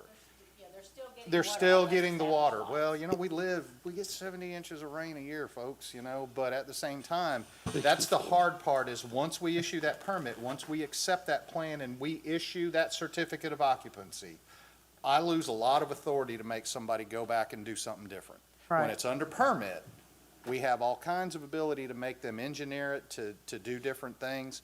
But once it's finalized, once it's CO'd, then we lose a lot of our administrative authority. And unfortunately, a lot of times that then becomes a civil issue between those two neighbors. Absolutely. Absolutely. That's what Marcus First thing and that I- happened to me when I got sworn in was this situation. Marcus and I were just talking about that. I mean, at some point, it becomes a civil issue, so. Now, to Mayor's point, one component that we have talked about, when it's tied to a permit, those permits stay around for 7 years. When somebody is going to that next level, that they're proposing something above these percentages, we'll engineer it, we'll get that. There needs to be something that documents that, what that solution was and what that maintenance is. I agree. And we be able to keep that so that if a new owner comes along 10 years down the road, we know that that has an engineered solution and can't But just the get question- filled in. The question I get is, how could you have given a CO when you know that I'm collecting more water on my existing property than I was before because of the property that was developed? And, my response is, if they had an engineered plan, but at the end of the day, they know for a fact historically that their property is being Right. affected more because of that house. That Absolutely. 100%. we need some provisions after the fact. Mayor, let me ask you a question then, because you stated several times that this is maybe your number one complaint. You get 1 or 3 calls a day. Just like we said we would go back on the mixed use and edit it, are we not being consistent if we take the conservative approach now and pass this and then go back and address maybe some engineered solutions I mean, to me, that makes the most sense to do that as opposed to delaying it, because delay is allowing loopholes and allowing what we don't want to happen. I could support that for sure. I feel Yeah. like, Mayor, I'm hearing from you, this is urgent, and she deals with this more than we do. I'm using you, I don't remember this when I don't need to use you. I counsel, feel like, I really feel strongly that we should pass this, and then do the same thing we're doing with the mixed-use ordinance, is to go back and then edit it for some provisions that will assist with people that want to have an engineered solution or whatever type of solution. But to not act now is allowing, well, 5, 10, 15 lots infill. Well, if you're the lot down the street from it and you're getting the mud in your yard, it's just as big an issue to you as it would be for the other 100 people that will be affected next year. That's how I view it. But do you still think that you need a delay in implementation so that way the code and everything can be brought up in a good place? I mean, to your point, Councilman Burrell, I think passing it does not create, I mean, when I look at what the problems that does create, you may have some folks that are wanting to build a house that don't have an option to get above these percentages. Now, if we're coming back and editing that, and then technically they do have they can apply to the Board of Adjustment, whether it would be granted or not would be a. Could they come back after the fact and say, like, I applied for my permit under this rule and you changed it 6 months later and I want to apply to add this RV parking strip, and it's going to be under the new ordinance? That's from a practical side of things, that's the tough one. Ongoing permits, people just add it in. Sometimes we don't even. Well, but they're just doing it later. They buy a house, they build a house, and 3 months later, they buy an RV and they need to put a pad in. Yeah. It may work in their The favor. vast majority of the time, we don't even hear about those, they just do it. Yeah. That's our problem, is we have to find them. I mean, but it's pretty clear threshold. If somebody came in wanting to put another pad down and they already were at this threshold, then they'd have to probably remove something or turn that into an impervious Or surface. do it a pervious surface, a grass paver area like they've done at different areas. A lot of people have done it in the fruit and nut, done grass pavers of some kind. So it seems to me like we got kind of three options. One is, and I guess you got unlimited, but approve as is, approve with a delayed implementation of, say, 1/1, or reject and go back to the drawing board. Those are kind of the three most realistic options I see. So any further thoughts, comments, or would somebody like to? I'm going to make a motion for final adoption All right, with the understanding it'll be worked on. got a motion for final adoption. Well, I feel like Eric wants to go back and revisit with Hunter. We just want to make sure we're getting it right. That's We're what I trying to make sure want. that we're balancing the rights of a property owner versus the rights of their neighboring property owner. That's the biggest thing on our side, is we're trying to Okay. be fair. That's what I want. We're trying to be fair. And so does that, to you, does that need to be, We can continue to work on this and, and I'm. but does that mean pass it and keep working on it? Does that mean pass it with a delayed implementation and fix the other things? Or does that mean go back to the drawing board? I guess I'm looking for some direction. We got a motion for adoption. Yeah, I mean, two of those kind of is the same end result, passing and delaying it and coming back. So, passing it. And, Hey, I have a motion on the table. Yeah. Got a It's motion. way out of order here. Got a motion. Do we have a second? Okay, if there's no second, I guess the motion dies for lack of a second. Is there anyone who wants to make a second motion? I want to make a motion with the effect.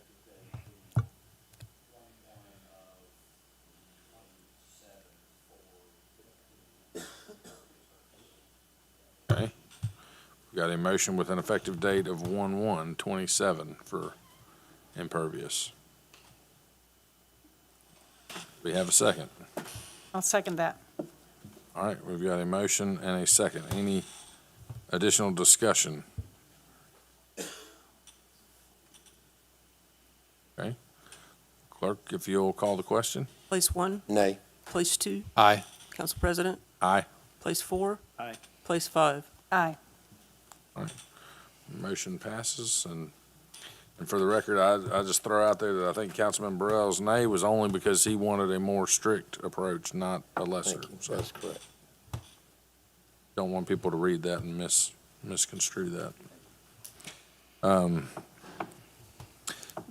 Moving on, item number 14 is a final adoption for an ordinance, an amended ordinance number 1253, to consider the request from the City of Fairhope Planning and Zoning Department for amendments to the City of Fairhope zoning ordinance site plan review. There's no change to this throughout the life of these amendments. Happy to talk about them now if we want. All right. Didn't stop us on the last one. I didn't want to disappoint you, Mayor. Sorry. I just didn't feel like reading them all over again. I'm tired. And any questions for Hunter? I'd like to motion to approve the ordinance We've got a motion as presented. Second. and a second. Any further discussion, council? All right, hearing none, clerk, if you'll call the question. Place one, Aye. place two, Aye. Council President, Aye. place four. Aye. Place five. Aye. All right, ordinance passes. Item number 15 is the final adoption of ordinance to amend ordinance number 1253 to consider the request from the City of Fairhope Planning and Zoning Department for amendments to the City of Fairhope zoning ordinance for townhouses. Sorry. Move for final adoption. Second. We got a motion and a second for final adoption. Any discussion or comments or conversation? There we go. All right, hearing none, clerk, if you'll call the question.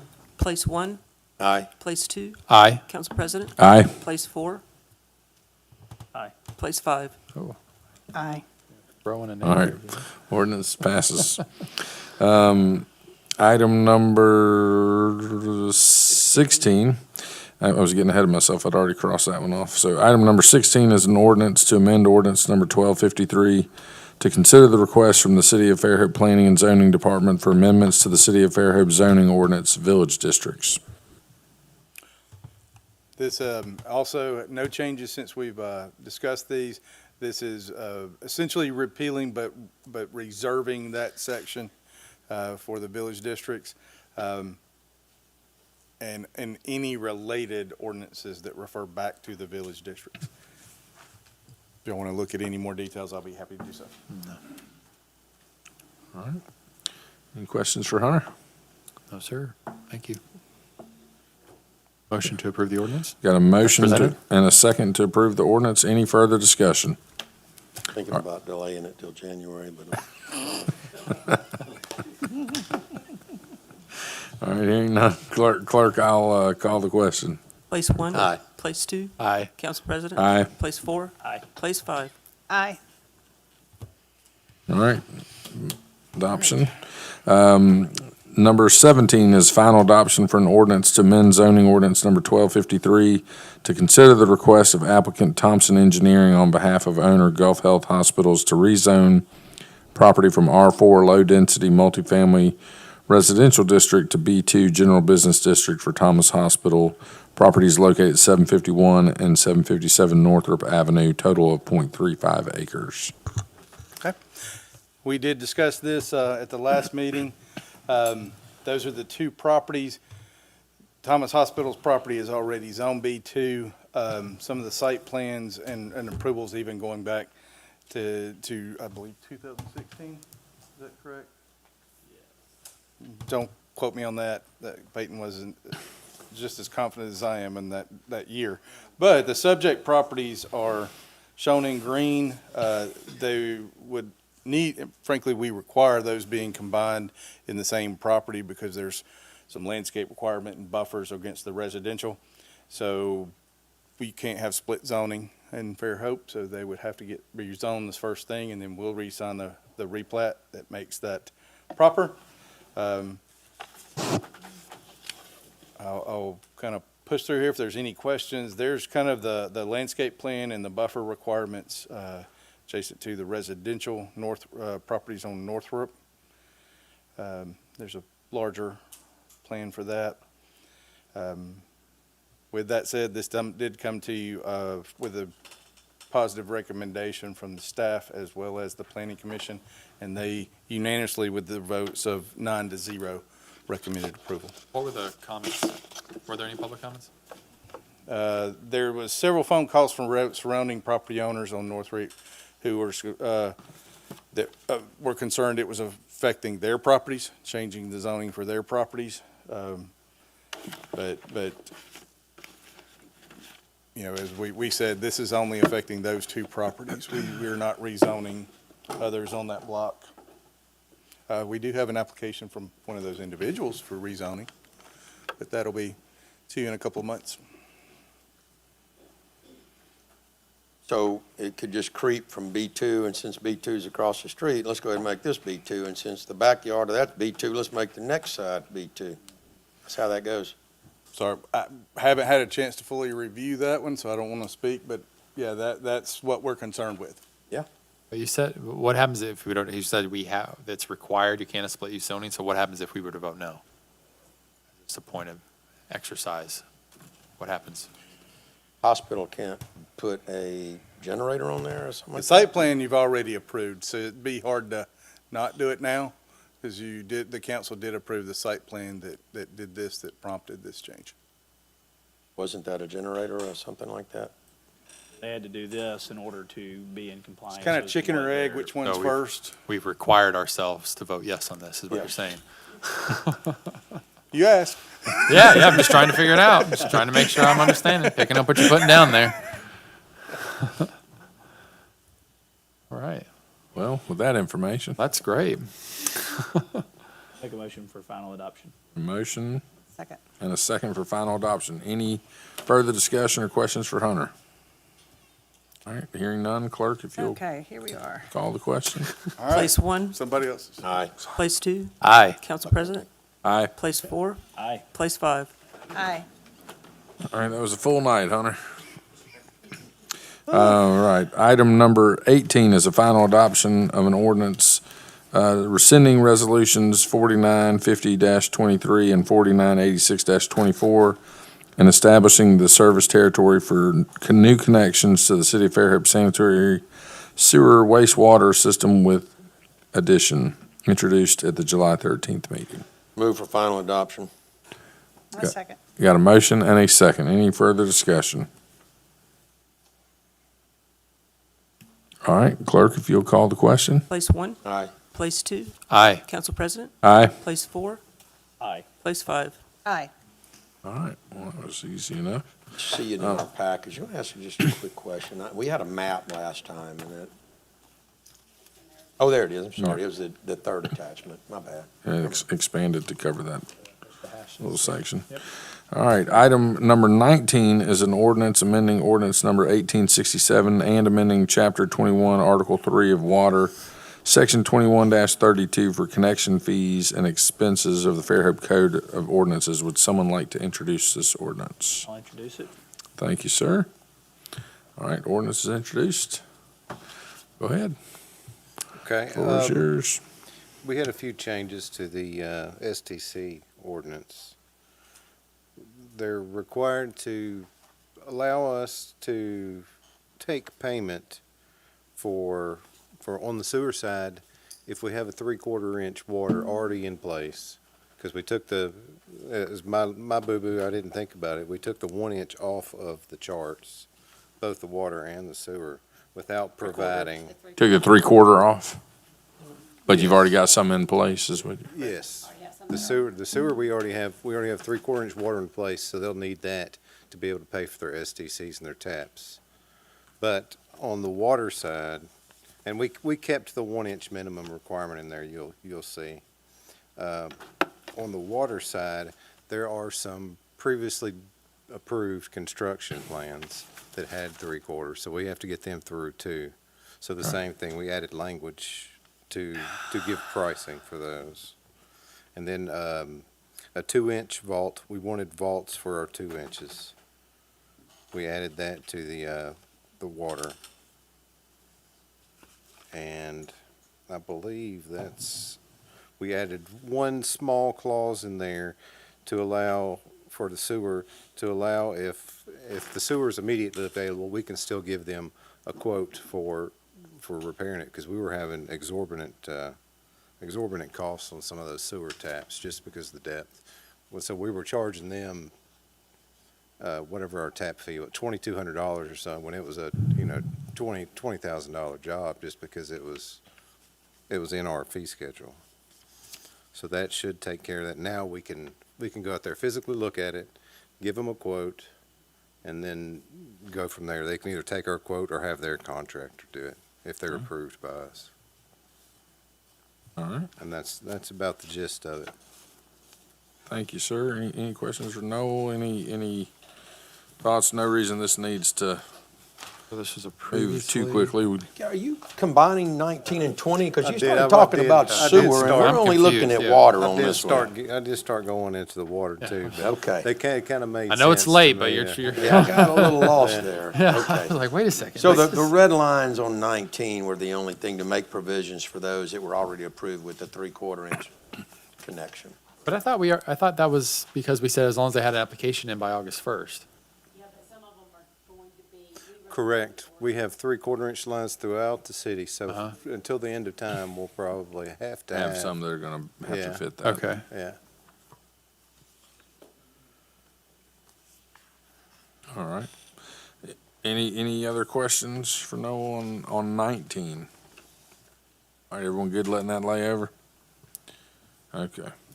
I'll take that as a yes. Item number 20 is an ordinance amending ordinance number 1868, Chapter 21, Article 4, Sewer, Section 2152, Connection Requirements and Connection Fees, Fairhope Code of Ordinances. Would someone like to introduce this ordinance? I'll introduce the ordinance. Thank you, sir. I know you already covered part of this. Anything you didn't cover? No, I think I got most of it, All unless y'all right. have a question about Yep. it. If y'all, Any questions? So none of these are under any like time constraints? That's why I guess I'm confused well, about. we originally had the effective date of the original two. Correct, August 1st. Yes, so Yeah. we are going to have to push it back, just to probably September. Well, Was that what we put it at, Lisa? no, what I suggested is let the prior version take effect August 1st, Yeah. and then these amendments could take effect upon their due adoption. If Yeah. you adopt it next, Yeah. it'll, so a month from now, so to speak. Got So it. We I would guess I have- was trying to figure, there's no reason for us to suspend the rules. I don't know if you can do that And for this moving one, but. forward. Unless you're aware of any that are pending right now, I mean, I don't, No, I think we Okay. could I put think there all may of be a them little bit of a off gap, month. but they can wait a but it's couple not- weeks. Okay, but it's in nothing my significant. opinion. Thank you. All right. We'll let that lay over, I guess. Thank you, sir. Next item number 21, we're finally through the ordinances. Only took a couple hours. Item number 21 is a resolution for RSA retirees lump sum bonus 2026 pursuant to Act 2026-608 of the regular session of the 2026 Alabama Legislature. And Kim, what was that dollar amount? Was it 40 or 42? $42,000? It's $42,179. And my thought on that is just, it's something nice to do for the retirees that helped build this city. It's not something I think we can do every year. I mean, I know we've got a significant budget. That's not a huge dollar amount, but we also want to make sure we're taking care of the employees that are working for the city currently. But I just know with inflation being what it's been, it probably is appreciated by people, and we want to let them know that we appreciate the work they did for the city. But I think it's something that as a council we just need to know. It's not necessarily something we can do every single year, just on a case by case basis. So Yeah, it was 23. And I've got it broke down by which fund, how much each fund, so it's not being absorbed from one. So I've got that broke down. And my recommendation is to do the one lump payment to RSA versus them putting it in our rate. yes. Yeah, that's the other option. They could put it in our rate for the next year. So if we do a lump sum, it's not going to cost us as much if it's thrown into the rate. So this is a first, I've heard of this, but, so we're going to give this money to RSA, And how does it trickle down to help our community and our retirees? So the retiree is based on the number of months per service. So each one is getting a different amount. So if they retired with 35, 40 years, their check is higher than that person that retired with 25 years. Okay. So it's just, some of the checks are only about $300. but they have to sign up in order to get the checks? They're already retired. So they know about it. Okay. I Yeah, got you. they're retired, and you probably have seen in the news the city of Mobile has done this. There's been several cities around that have already adopted this, so, we have to have this And we did this in submitted 2023. We're not doing it every year, but when we feel that we can do this. by- It's when the legislative does an act to allow the governments to do this, and they'll set this up. They send Okay. us, if you'll see attached there, they sent a letter telling us how much it would be. But, each retiree is a different amount. Okay. Depends on the Thank number you for of clearing years. that up. Thank you.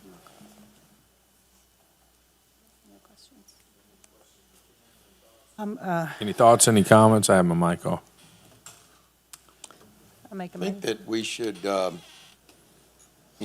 use that as a, I have a real problem with this. I'm gonna vote for it just to help our retirees out, but we need to use it as a tool to retain employees and say, your retirement's this, but we periodically give you bonus checks in retirement as well, and just try to use it to our advantage best we can. I mean, anybody in Montgomery can sit there and say, we give you permission to pay your people a bonus. Well, I'll pass a resolution that, let's authorize Daphne can give their employees a bonus. That's about how much sense it makes. Let's go, I vote that Chicago can give their employees a raise. Anybody can do that sitting in Montgomery. That doesn't take much to do. They're not paying for it. We give you permission to spend your money. Good job, guys in Montgomery.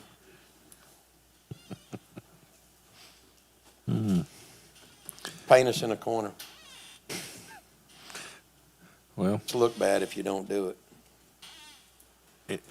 anyone want to make a motion, or do we already have a motion? I'll make a No? motion. Oh, we got a motion and a second. Any further discussion? All right, hearing none, all in favor of the lump sum bonus payout, please say aye. Aye. Any opposed? All right, motion passes. Item 22 is a resolution that the city council hereby authorizes Mayor Sherry Sullivan to write a letter of support to the Baldwin County Trailblazers for their project to refurbish existing kiosks along the Eastern Shore Trail, as well as to build new ones that are planned for an extension of the trail, and hereby grants permission to the Baldwin County Trailblazers to refurbish, update, and maintain the existing kiosks within the city's right-of-way along the Eastern Shore Trail. Motion to approve. Got a motion Second. and a second? Any further discussion? All right, hearing none, all in favor, please say aye. Aye. Any opposed? All right, resolution passes. Good luck writing it. Yes. Item number 23 is a resolution that the city of Fairhope approves the change order to the 46 kV transmission line 2024 modifications and additions electric department project to add Morphy Avenue sidewalk and street modifications and repairs. The addition will include labor from American Asphalt for $101,398.60 and materials from MMC Gulf Coast LLC for $19,698.50 and Mobile Asphalt Company for $2,373.03. The total change order for this project is not to exceed $123,470.13. Yes, sir. So it's a budget item. It was in the lump sum on the 46 Yeah. project. And we did, used our own call, or the contract's bid out yearly. So we budgeted 125,000 come in. Right. Come a little bit under. Okay. All right. Approve. Second. Motion and a second. Any further discussion? All right. Thank you. All in favor, please say aye. Aye. Aye. Any opposed? All right, resolution passes. Resolution item number 24 is that the city of Fairhope approves the procurement of playground equipment system installation and poured-in-place surfacing with rubber J curb border for the River Mill Park that is on the Sourcewell contract with Giffen Recreation, Inc., and therefore does not have to be let out for bid. The total amount is not to exceed $135,195.54. The city will receive contributions toward the procurement from Fairhope Single Tax in the amount of $135,195.54 to be invoiced at the issuance of the PO. Yes, and Councilman Burrell, this hopefully make you feel better. You're passing a resolution to tell single tax to spend money on a playground for us, so. Not much in a joking mood. No, I'm kidding with you. I move to approve the procurement and for single tax to give all their employees a raise.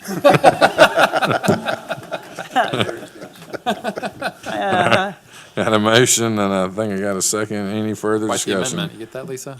All right, all in favor, please say aye. Aye. Any opposed? All right, motion passes. I like that, Jack. Yeah, that was a good addition. Yep, I love it. Resolution that the city of item number 25 is a resolution that the city of Fairhope approves the award for request for quotes for Quail Creek Golf Course between holes 2 and 3 for a new bathroom project to GAF General Contractors for a cost of $61,500 plus $2,500 contingency. Total project cost not to exceed $64,000.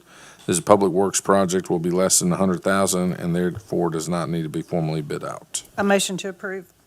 Motion A second. and a second. Any questions for Richard? I feel like if What you, can you say, Richard? I'm Hey. sorry, what were you going to say? no, please go ahead. Yes, sir. Were you going to say anything about the project? Under budget. I just feel like if you have to go to the bathroom after the second or third hole, you haven't planned out appropriately. And that's, it's a little early to be. Yeah, scramble. We have been worn out about that. I mean, and just part of the delay is that it was tied to the lift station, and we couldn't take the electrical out until the lift station was redone, and so it's taken forever. And trying to get quotes on this has been the smallest bathroom has been the hardest one to build. So I'm just glad to be here. Yeah, yeah. Okay, any further questions? All right, all in favor, please say aye. Aye. All right, motion passes. Item 26 is a resolution that the city of Fairhope approves procurement of labor from American Asphalt, Inc. for $36,700 and materials from MMC Gulf Coast LLC for $12,250 to construct new walkways at Valana Park. Total project cost not to exceed $48,950 and authorizes the treasurer to transfer $13,950 from resurfaced concrete flooring in both locker rooms budget to this project in the fiscal year 2026 budget. Authorized to use impact fees to pay for the total project cost. All right. Pat? Yes, sir. Anything to add to that? We are trying to improve pedestrian traffic at Valana. We have a real congestion problem coming in off of Greeno by the rec center pool area and the new fields across the driveway there. A lot of cars just jam in there right by the entrance to the baseball fields. And it's very tough to see kids trying to cross the road there. So we're trying to improve all of that with some pedestrian walkway space and some improved parking spaces as well. I dare somebody to say no after he said that. I know. So you're saying it's for the children? Yeah. Children's safety, Yes. safety of our children. All right. I was informed this wasn't life or death decisions. It's like, you have big trucks parked right there. I mean, it's. Make a motion to approve. All right, you got a motion Second? and a second. Any further discussion? All right, hearing none, all in favor, please say aye. Aye. All right, Aye. motion passes. Sorry. Item 27 is a resolution that the city of Fairhope approves the award of request for quotes for 20 new custom kennel-clad insulated guillotine kennel doors for the Haven to Moore Pet Supplies for not to exceed project cost of $84,5857. This public works project will be less than $100,000 and therefore does not need to be formally bid out. Move to approve. Got a motion Second. and a second. Any further discussion? You get 3 quotes on that. All right, all in favor, please say aye. Aye. Any opposed? All right, motion passes. Item 28 is a resolution that the City of Fairhope approves the award for requests for quotes for labor and materials for new flooring at the rec center lobby and Activity Center to Stone Art Creations for not to exceed total project cost of $30,250. I said total, but I don't think that's in there. So for not to exceed project cost of $30,250, the Public Works project will be less than $100,000 and therefore does not need to be formally bid out. Motion to approve? You got a motion Second. and a second. Any questions for Pat since he's up here? Okay, hearing none, all in favor, please say aye. Aye. Any opposed? All right, motion passes. Next, item 29 is a resolution that the City of Fairhope has voted to approve the procurement of Wilo submersible pump from J.H. Wright and Associates as sole source distributor and authorizes procurement based on the option allowed by the Code of Alabama. The cost will not exceed $31,954. So this is our Publix 181 lift station, and we had a couple catastrophic failures on that same system. So this is to get that. Brand new though, right? It is. It was a combination of a mechanical failure and an electrical failure. Okay. Could those have been avoided or? No, there was an act of God. It was Oh, okay, lightning strike, gotcha, thank you. Thank you for clarifying that. Mhm. We get to make an insurance claim on? That's what I was gonna I'll talk ask. with Lisa. Yeah, I don't. We fried a drive, we fried the motor, and there was also some mechanical damage at the bottom, but we can't say exactly what it was. But if it's new, It is. do we not have warranties? It's just out of warranty.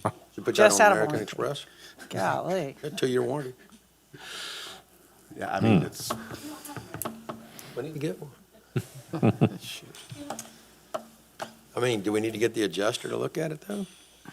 Well, we talked about it, because when it first came through, it said it was lightning, and so I asked the question, have we filed a claim on it?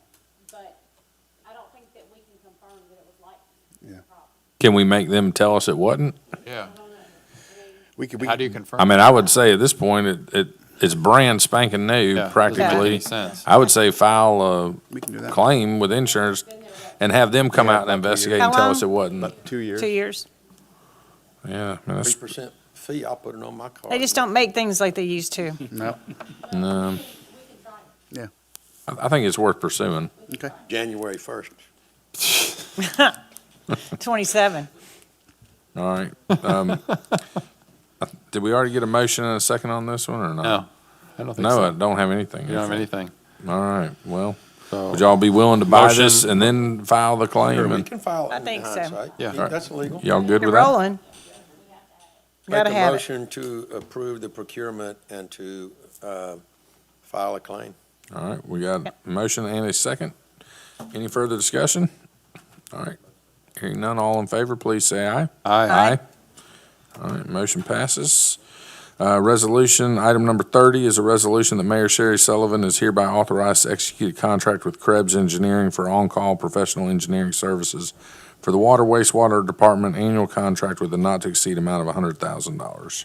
So Motion to I brought this to you guys last week. It was mayor to select the choice, but this was to divide Krebs with water and sewer. All right. 50,000. 50 each, Yeah. gotcha. Thank you. All right, I think Okay. we've got a motion. Yeah, I did. I didn't know. It's getting late. We got a motion Motion to approve. I'll second. and a second. Any further discussion? Any questions for Daryl? All right, hearing none, all in favor, please say aye. Aye. All right, motion passes. Item 31 is a resolution that the City of Fairhope approves the procurement of a Keris 8700 corrosion inhibitor water treatment chemical as sole source procurement from distributor Albert and Blakeney LLC for an additional annual amount of $30,000 based on the option by the Code of Alabama. Total annual procurement for the fiscal year is $390,000. Does that just mean we need more than we need more. budgeted? Yeah, Okay. the price went up. Okay. Oh, the price went up, so it's not that we need more. We don't it's need just more, more we expensive. just cost It's- more. It's Corrosion both. inhibitor. Okay, so we're using more of it as well? We are. Okay. Are we actually drinking that? What it does is it collects on the outside of the pipes and it helps. Outside, okay, that's all I need to hear. Yeah. I saw corrosion inhibitor. Like, where's that going? You want to drink some of that? Move to approve the procurement. Got a of the motion? inhibitor. Second? And a second. Any further discussion? Andrea to taste it, make sure. I'm not trying to kill myself. All right, all in favor, please say aye. Aye. All right, motion passes. Next item is 32 is the Airport Authority reappointment of Lynn Strickland. Councilman Burrell? I'll just say that this had expired, kind of flew under the radar. Lynn does a great job, and the Airport Authority did vote unanimously to recommend to the mayor for the renomination and for the council to ratify that. All right. Would anyone like to make a motion on? I'll motion Lynn to Strick- approve Got on a Jack's motion approval. A second. and a second. Any further discussion? All right, hearing none, all in favor of the reappointment of Lynn Strickland, please say aye. Aye. Aye. All right, motion passes. Item 33 is an application for a special retail license for more than 30 days by Linda Bishop and Marva Dean Little for Oak Hollow Farm, Inc., doing business as Oak Hollow Farm, 14210 Greeno Road. Everything's good? All right. Chief says all is good. Any questions for her? Would anyone like to make a motion? Make a motion to approve the application. Second it? Got a motion and a second. Any further discussion? All right. Hearing none, all in favor of the application, please say aye. Aye. Aye. All right. Any opposed? All right. Motion passes.